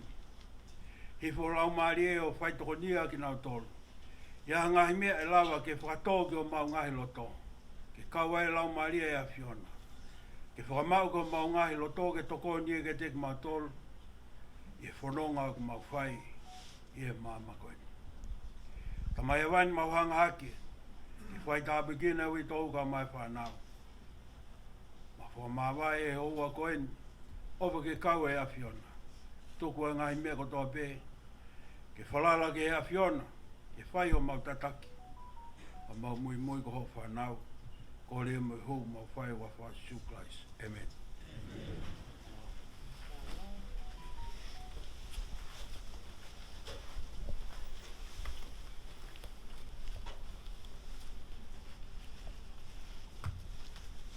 Ko malo atu ki he hiva, te he ki he lotu nei lava ke whakawhei mai ai lau maari.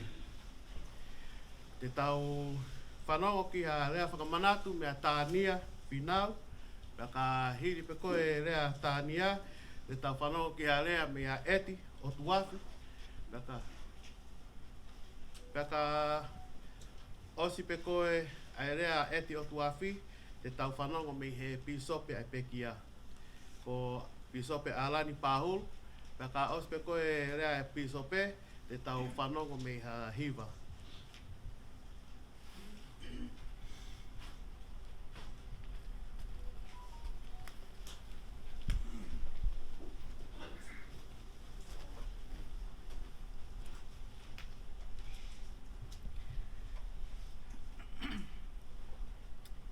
Pio Kalafi o Tikoni Manupuna. Biography of Tikoni Manupuna. Tikoni Manupuna was born on August 25th, 1967 in Tokomololo, Tongatapu, Tonga, to his parents, Sione Manupuna and Meleteu Manupuna, who had 10 children. Those children are Lave, Sione, Teu, Moota, Ana, Tikoni, Henoa, Latatonga, Tonu, Lililo, Ofa, and Alasika. Tikoni attended school in Toloa High School, and as an alumni of Toloa High School, he had great pride of his alma mater. On the year of 1988, Tikoni Manupuna married Olivia Manupuna. In 1995, Tikoni and Oli migrated to the United States of America. While living in Hawaii, they adopted and raised a son, Konileka Manupuna, and a daughter, Olivia Manupuna Otuafi. In his early 20s, Brother Manupuna was baptized to the Church of Jesus Christ of Latter-day Saints and later served as counselor in the bishopric in Oakland, California, with Sione Maloni Lavaka as bishop. In 2012, Tikoni Manupuna married Fololini Manupuna, and they adopted and raised a daughter, Nita Manupuna. Tikoni was a member of the Highland Ward in Hayward, California, with Alani Pahulu as his bishop. In the Highland Ward, Brother Manupuna worshipped, served, and built many cherished friendships throughout the years. Those who knew him recognized in him a calm spirit, and he had a genuine kindness that made people feel welcomed and valued. Brother Manupuna had a deep gratitude of the atonement of Jesus Christ and the healing power it brings to all who turn to the Savior. He believed that the love of Jesus Christ could lift burdens, forgive mistakes, and bring peace during his life's trial. His faith was grounded in the promises of the scriptures, including the words found in Isaiah chapter 53, verse 5. But he was wounded for our transgressions. He was bruised for our iniquities. The chastisement of our peace was upon him, and with his stripes we are healed. Brother Manupuna understood that through the Savior's sacrifice, all of God's children, even himself, can find hope, healing, and redemption. Beyond his faith, Tikoni had a vibrant and joyful side that many loved. He had a deep passion for sports and enjoyed both playing and watching them. He especially loved playing tennis, rugby, cricket, and volleyball, the sports that allowed him to combine his competitive spirit with fellowship and teamwork. Whether on the court, field, or among friends talking about the latest games, Brother Manupuna's love for sports brought him great happiness and created many lasting memories with those around him. Many remember him not just for his skills, but for the laughter, encouragement, and friendship he shared while playing. Family meant everything to Tikoni. He cherished every moment spent with loved ones and valued unity, loyalty, and love within the family. His presence often brought comfort and strength to those around him, and he always encouraged others to remain faithful and supportive of one another. Those who knew him will remember him as a man of steady faith, gentle character, and sincere devotion to the gospel, though he had trials through his journey here on earth. His kindness touched many lives, and his example continues to inspire those who were blessed to know him. Though his passing leaves a deep void, his family and friends take comfort in the promises of the gospel of Jesus Christ. Because of the Savior's resurrection and atonement, death is not the end, but a sacred step in God's eternal plan. Families can be reunited again.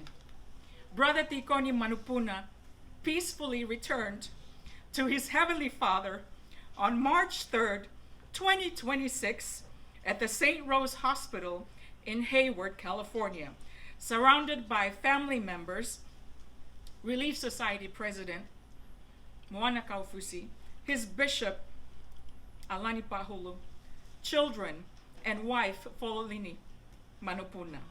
He will be deeply missed and lovingly remembered by his family, his children, and loving wife.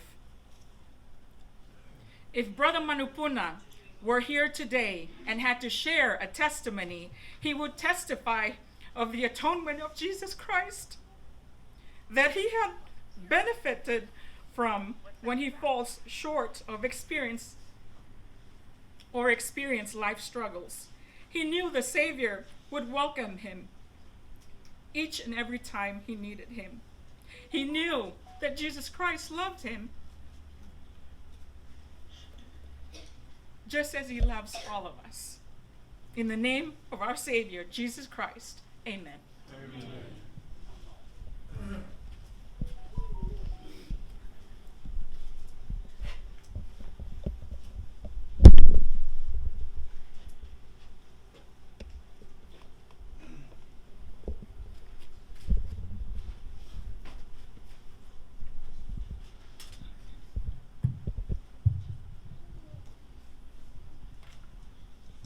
O kuhanga maupe he mate whakataimi. Pe koe mohe whakataimi ai o kui he karistiane koe mate. O whakamo'o ni ki a te au. O kuiai ai o tua mo ui. Pe mono alo ko sisu kalaisi. O kuiai whoki pa mo ena palani koe palani hao haoa. Pe kui ai palani ko ia koe palani o whakamo ui. E he palani ko e ni o ku kawai ai mate whakaisino. Io he guiai e kuonga o e mea kotoa pe. Pea mo e aho ke whakahoko e tau ngahi ngāwe i he lalo langi. O guiai e aho ke whanaui. Pea mo e aho ke mate ai. O guiai e aho ke tō. Mo e aho ke taaki ai aia kua tau tō. O guia e aho ke tangi, mo e aho ke kata. O guia e aho, o e tangi lau lau, o guia e mo e aho ke me. E kainga o feina, o kokore ke hufangatu, e ngai tala o whaki ko kamataaki a he whakataha e kini. E tokoni pisope, o e woti, nai o whai e pekia. Ai tala ku lau ke tala tupua au tau whanua. Ai tala nai whatu pe alalanga te ria hou eiki. Whatulo watu ke whahau. O kona e whakalangi langi o e whakaeiki o e aho koe ni. O whakatapu ke hataklot. Ke tokon pasen steiki, ka pasten kantu vai. Ka mai e pisope ai pekia, pisope pahulu. Pe moi whakamalo, ko e kulave i he polo kalama o e aho koe ni. O ko whakatulo watu, ke witou.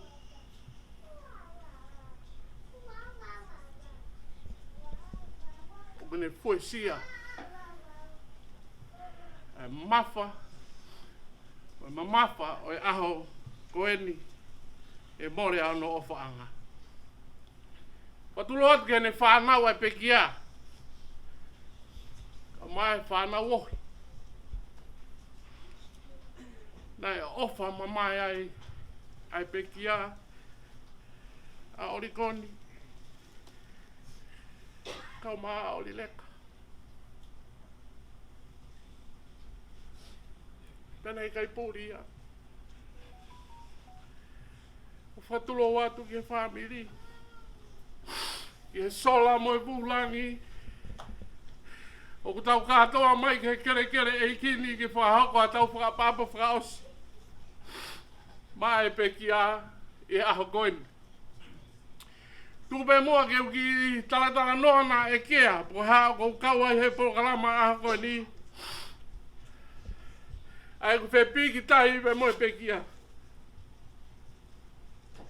Ko tikon manupuna, o ki kai te ma whamiri, ka koho ma toto.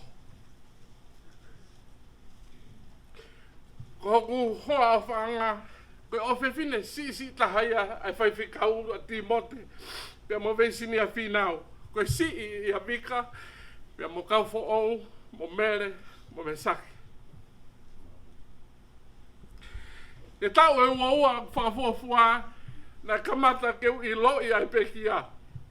E na hiki mami Hawaii. E na mawheo. Pe he tau e tahao no kohiri na e toi wāhopi angai. A e mawheo whaaki mo pekia. Hilia no whanau I homaki o whewhine koe whika whaa ia he whanau e toko ono.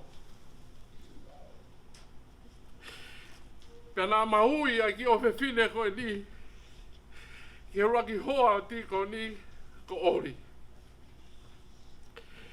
Pea nā a ahianga ki api, hiri pēa a tā mai a si mai ma me whare mahaki, pea ka mata rewa ke koreanga e ori mo tikoni, ke oange moa ori reka, ke ngau ki o mohe. Whai bau e kiange koko hoa,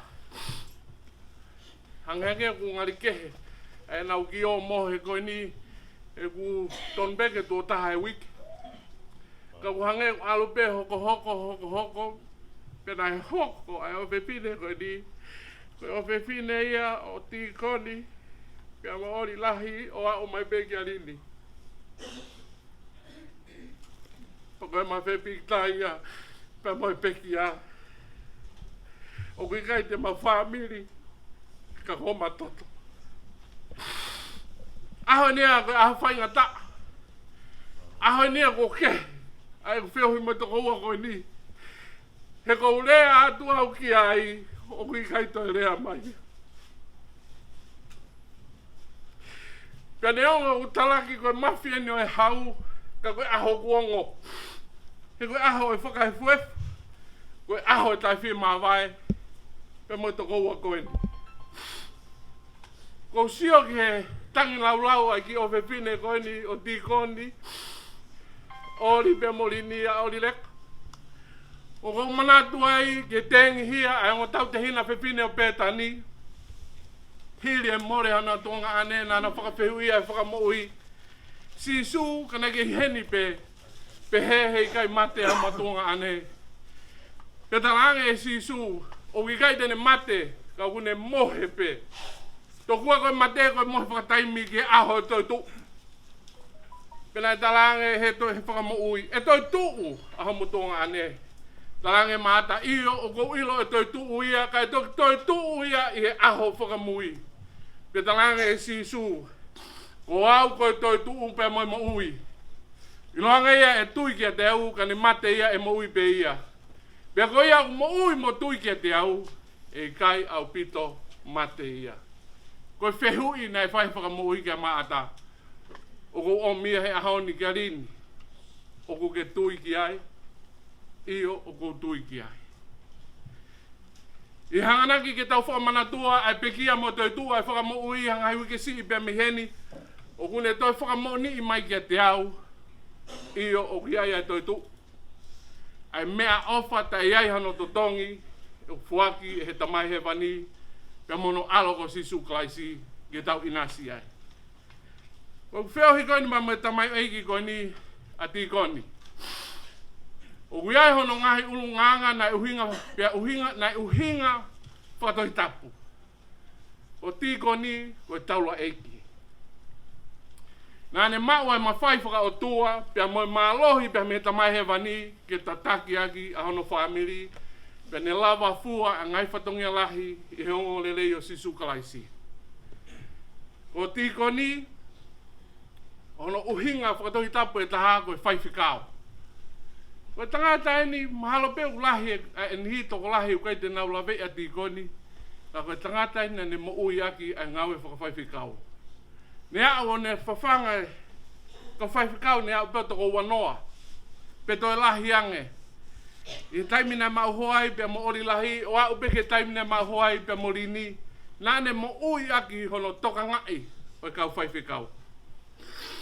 O tikoni, ko hono whatongia mo ulunganga nā ne mo ui aki ko tangata na manako ke nere ohi aisiasi.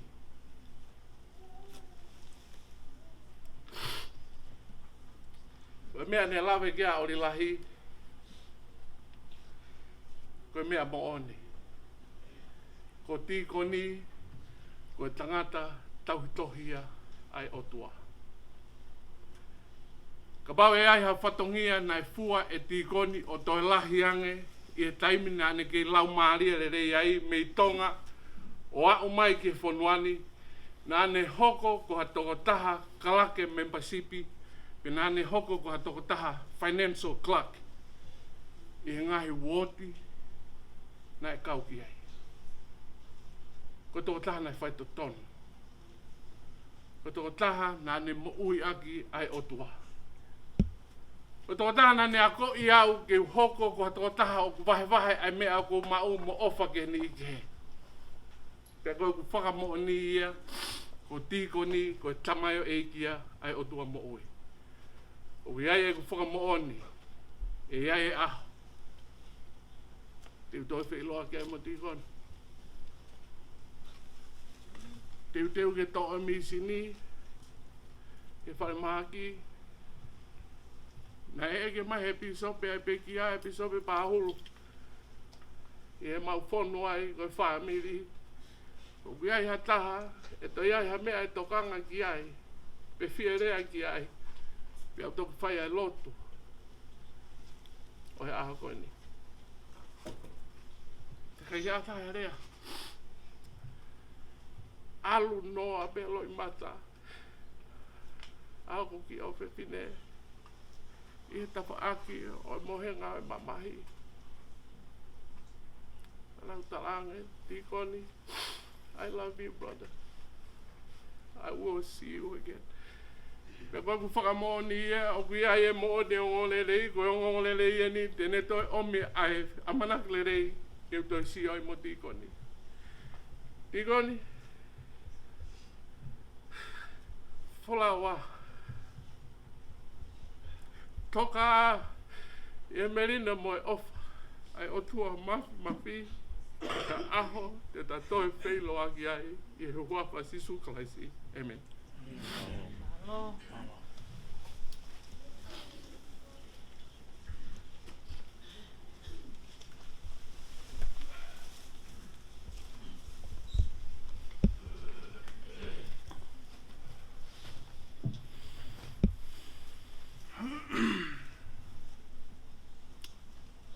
Malei.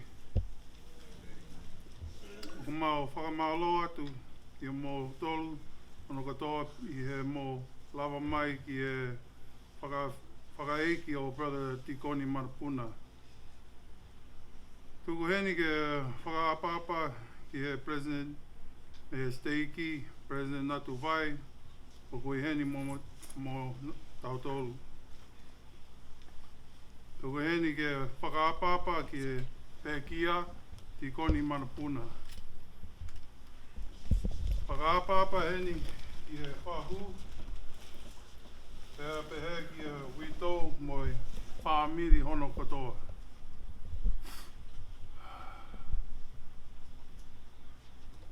I recently called to be a bishop here in this ward. I really didn't know Tikoni like that. I would see him and Lini come to church often and would be in class with Tikoni often. That's the reason I called Brother Otoafi, who knew him well, to come and speak in our program today.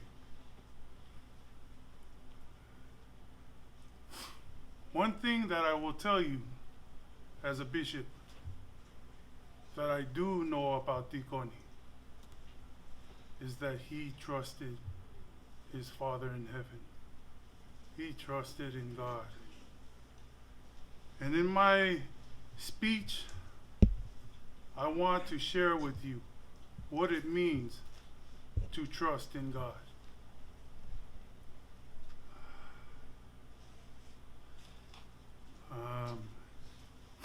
The scriptures tell us, trust in the Lord with all thy heart and lean not unto thy own understandings. When we stop learning from our own limited understanding, we find strength, a greater strength that comes from God.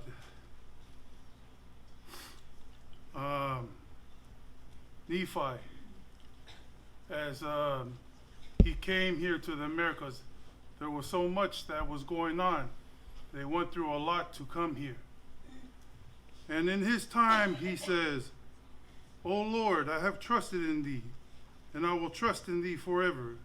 And I will not put my trust in the arm of the flesh, for I know that he is cursed, that is, putteth his trust in the arm of the flesh. Yea, cursed is he that putteth his trust in the arm of the flesh. True security comes from putting our trust in God, and not man, not the powers of man, but in the Lord. There are two simple ways that I want to share with you, that I want to leave with you about everyday principles that will help you trust in God. One of them is to pray. Start your day with a sincere prayer. Trust begins with a conversation with God. When we pray in the morning and we're just reciting words, we are inviting God to be our partner for today.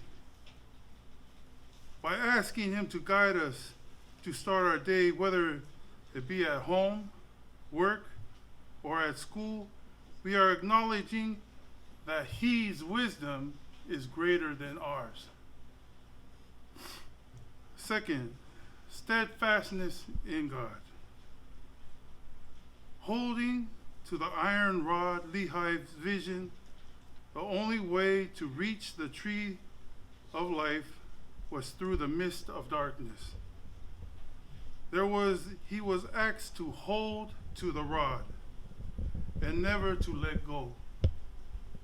Lehi saw that the rod represented the word of God. Trusting God means holding fast to his word. Through daily scripture study and following the words of the prophet, even when the world around us feels foggy and confused. If we keep our hand on the rod, we don't have to worry about losing our way. President Boyd K. Packer said this. He taught that the iron rod represents the Holy Ghost. When we are in the mist and it's so thick that when you can't even see the path, you can still feel your way forward and follow the promptings of the Spirit. It is the internal tug that tells you which way to go. The Holy Ghost is given here for us on a daily, helping us on a daily. Jesus Christ, when he was talking to his disciples, told his disciples, I will be leaving and I will leave somebody with you.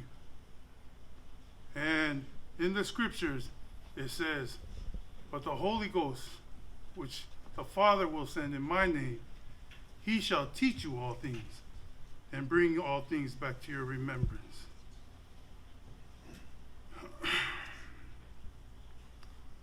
Last month, I broke bread with Brother TIKONI Manupuna. We made covenants with God that we would keep his commandments, that we will have his Spirit to be with us. TIKONI had trusted in God for 58 years of his life. He prayed with the purpose, recognized the small mercies that God had for him, and it was hold fast to the iron rod until his last days. I want to express my condolences to his family, to Lini, and all the rest of the family. I leave you with my testimony that Jesus Christ is our Savior. He is the way back to our Father in heaven. He will put our lives, if we put our lives in his hands, he will lead us back home to our Father in heaven. And I say these things in the name of Jesus Christ. Amen. Amen.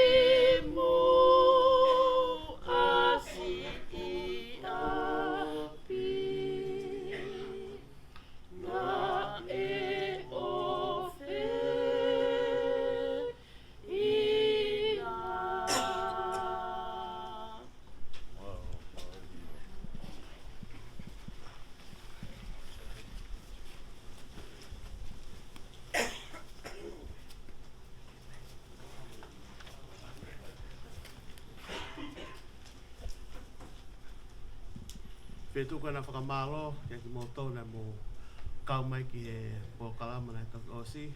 Whakamalo atu heni ki he kau hiwa. Te tau hoko atu, te tau whanau ki hare atuku, me tau Palestini, Palestini nuku ngatu vai. Naka hiri rea nuku, te tau himi tuku i he himi bang noa, nai awhio i pe e sisu. Naka hiri tau hiwa tuku, te tau whakawhei hen, te whakawhei hen i taki whai whekau e woti haileni, tonga nau e kātaki o mea mai o tāpuni e tau polkalama malo.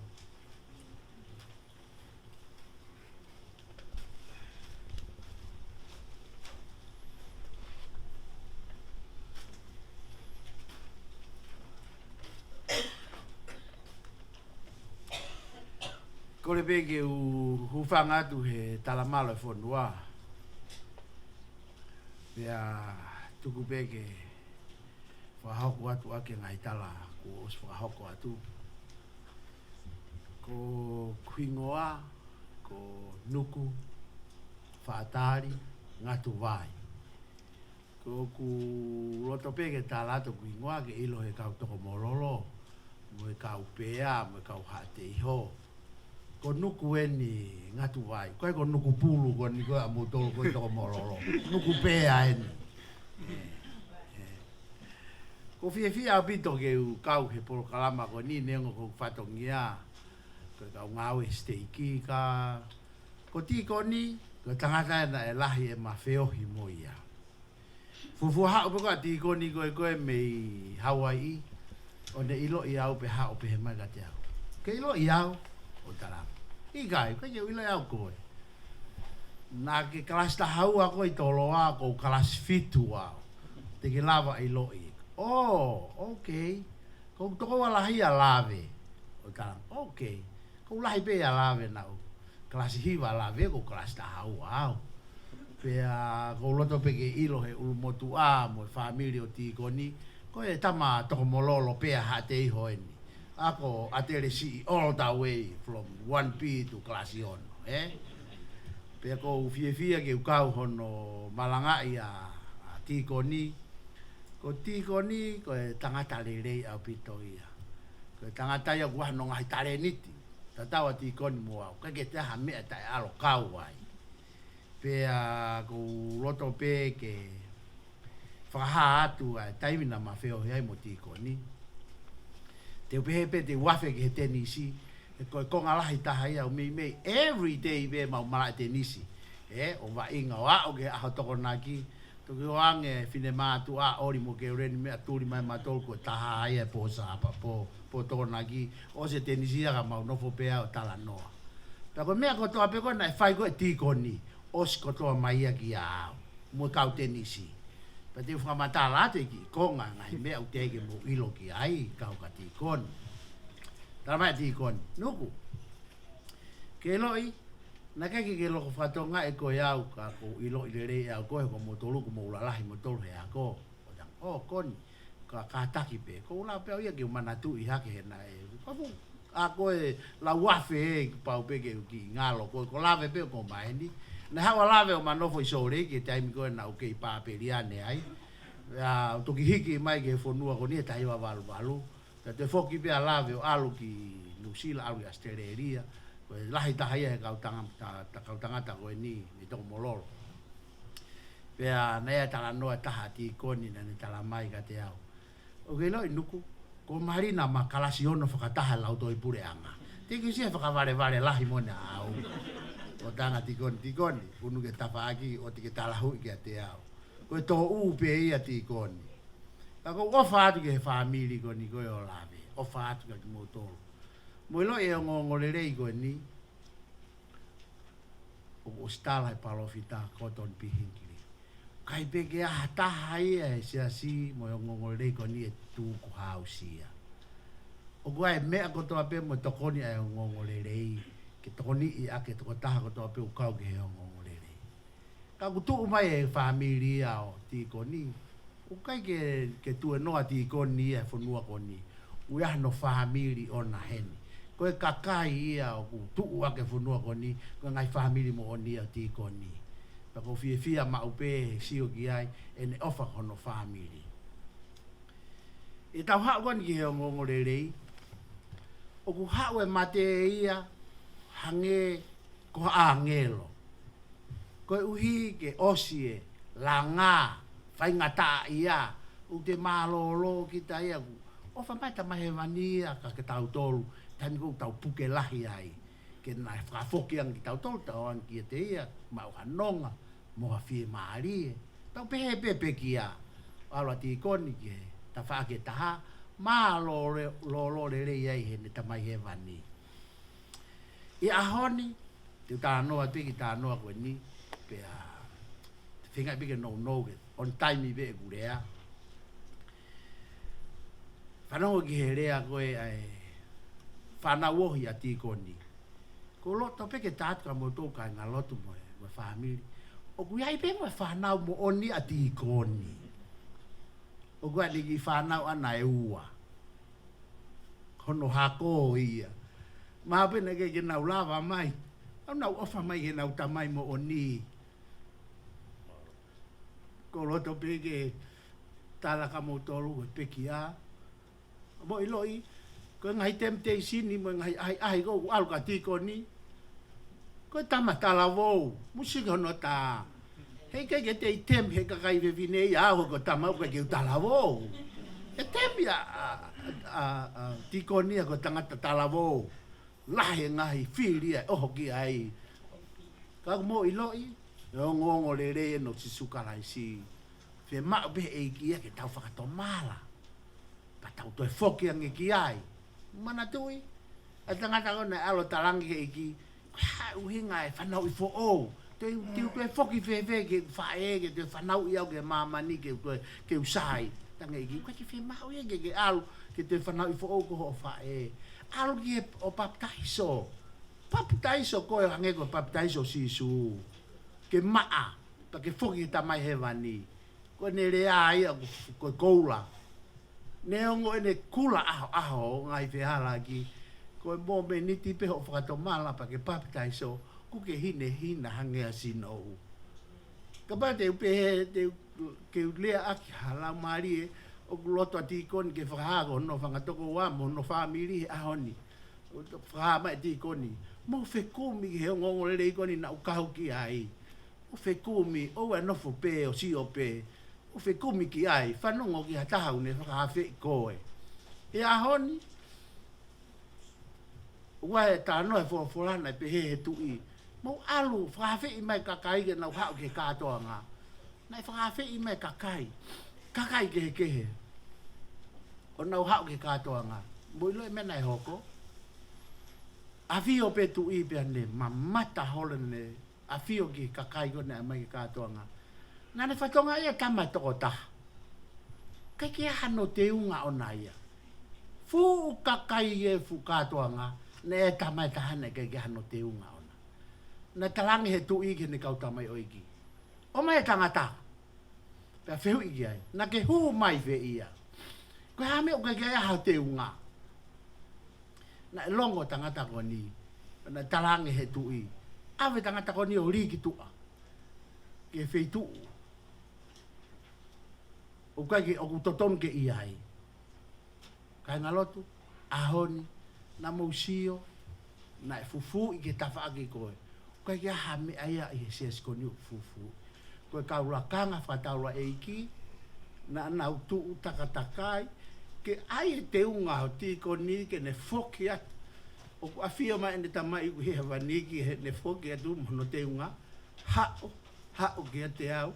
Pake fia i hok tawhakto matau i wafa sisu karaisi. Amen.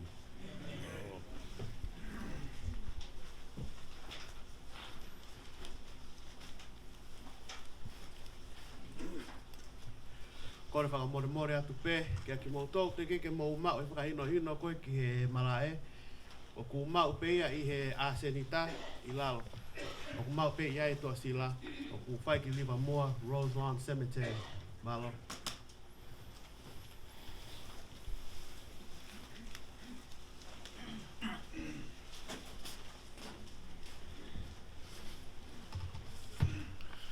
na e a fe o e pe e si so ko a fi e na ma wa na ane tala ki e kawa ko ke o wa te nau mama i o ka tau ka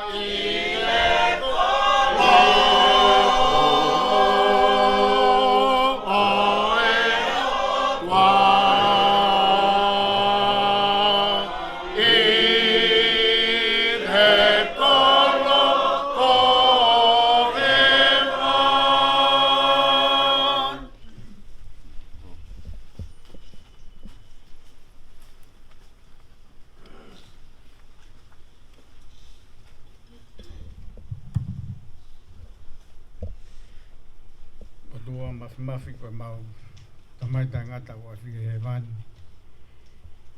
mau fa malo mo fa fitai ko uhi ko penga mari fa fa mau e mau heni ke mau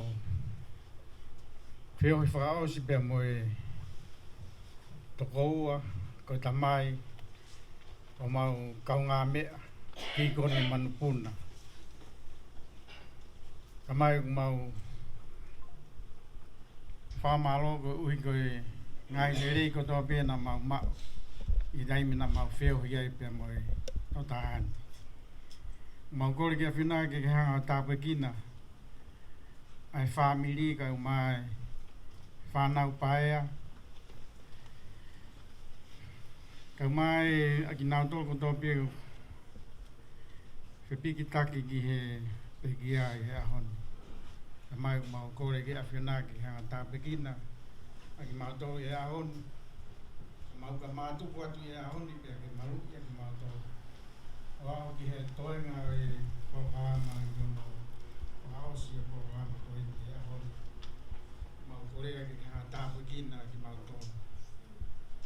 Pehe pia lotu mai hu mau vai he lotu mau lal moni wa sisu Christ. Amen. Amen.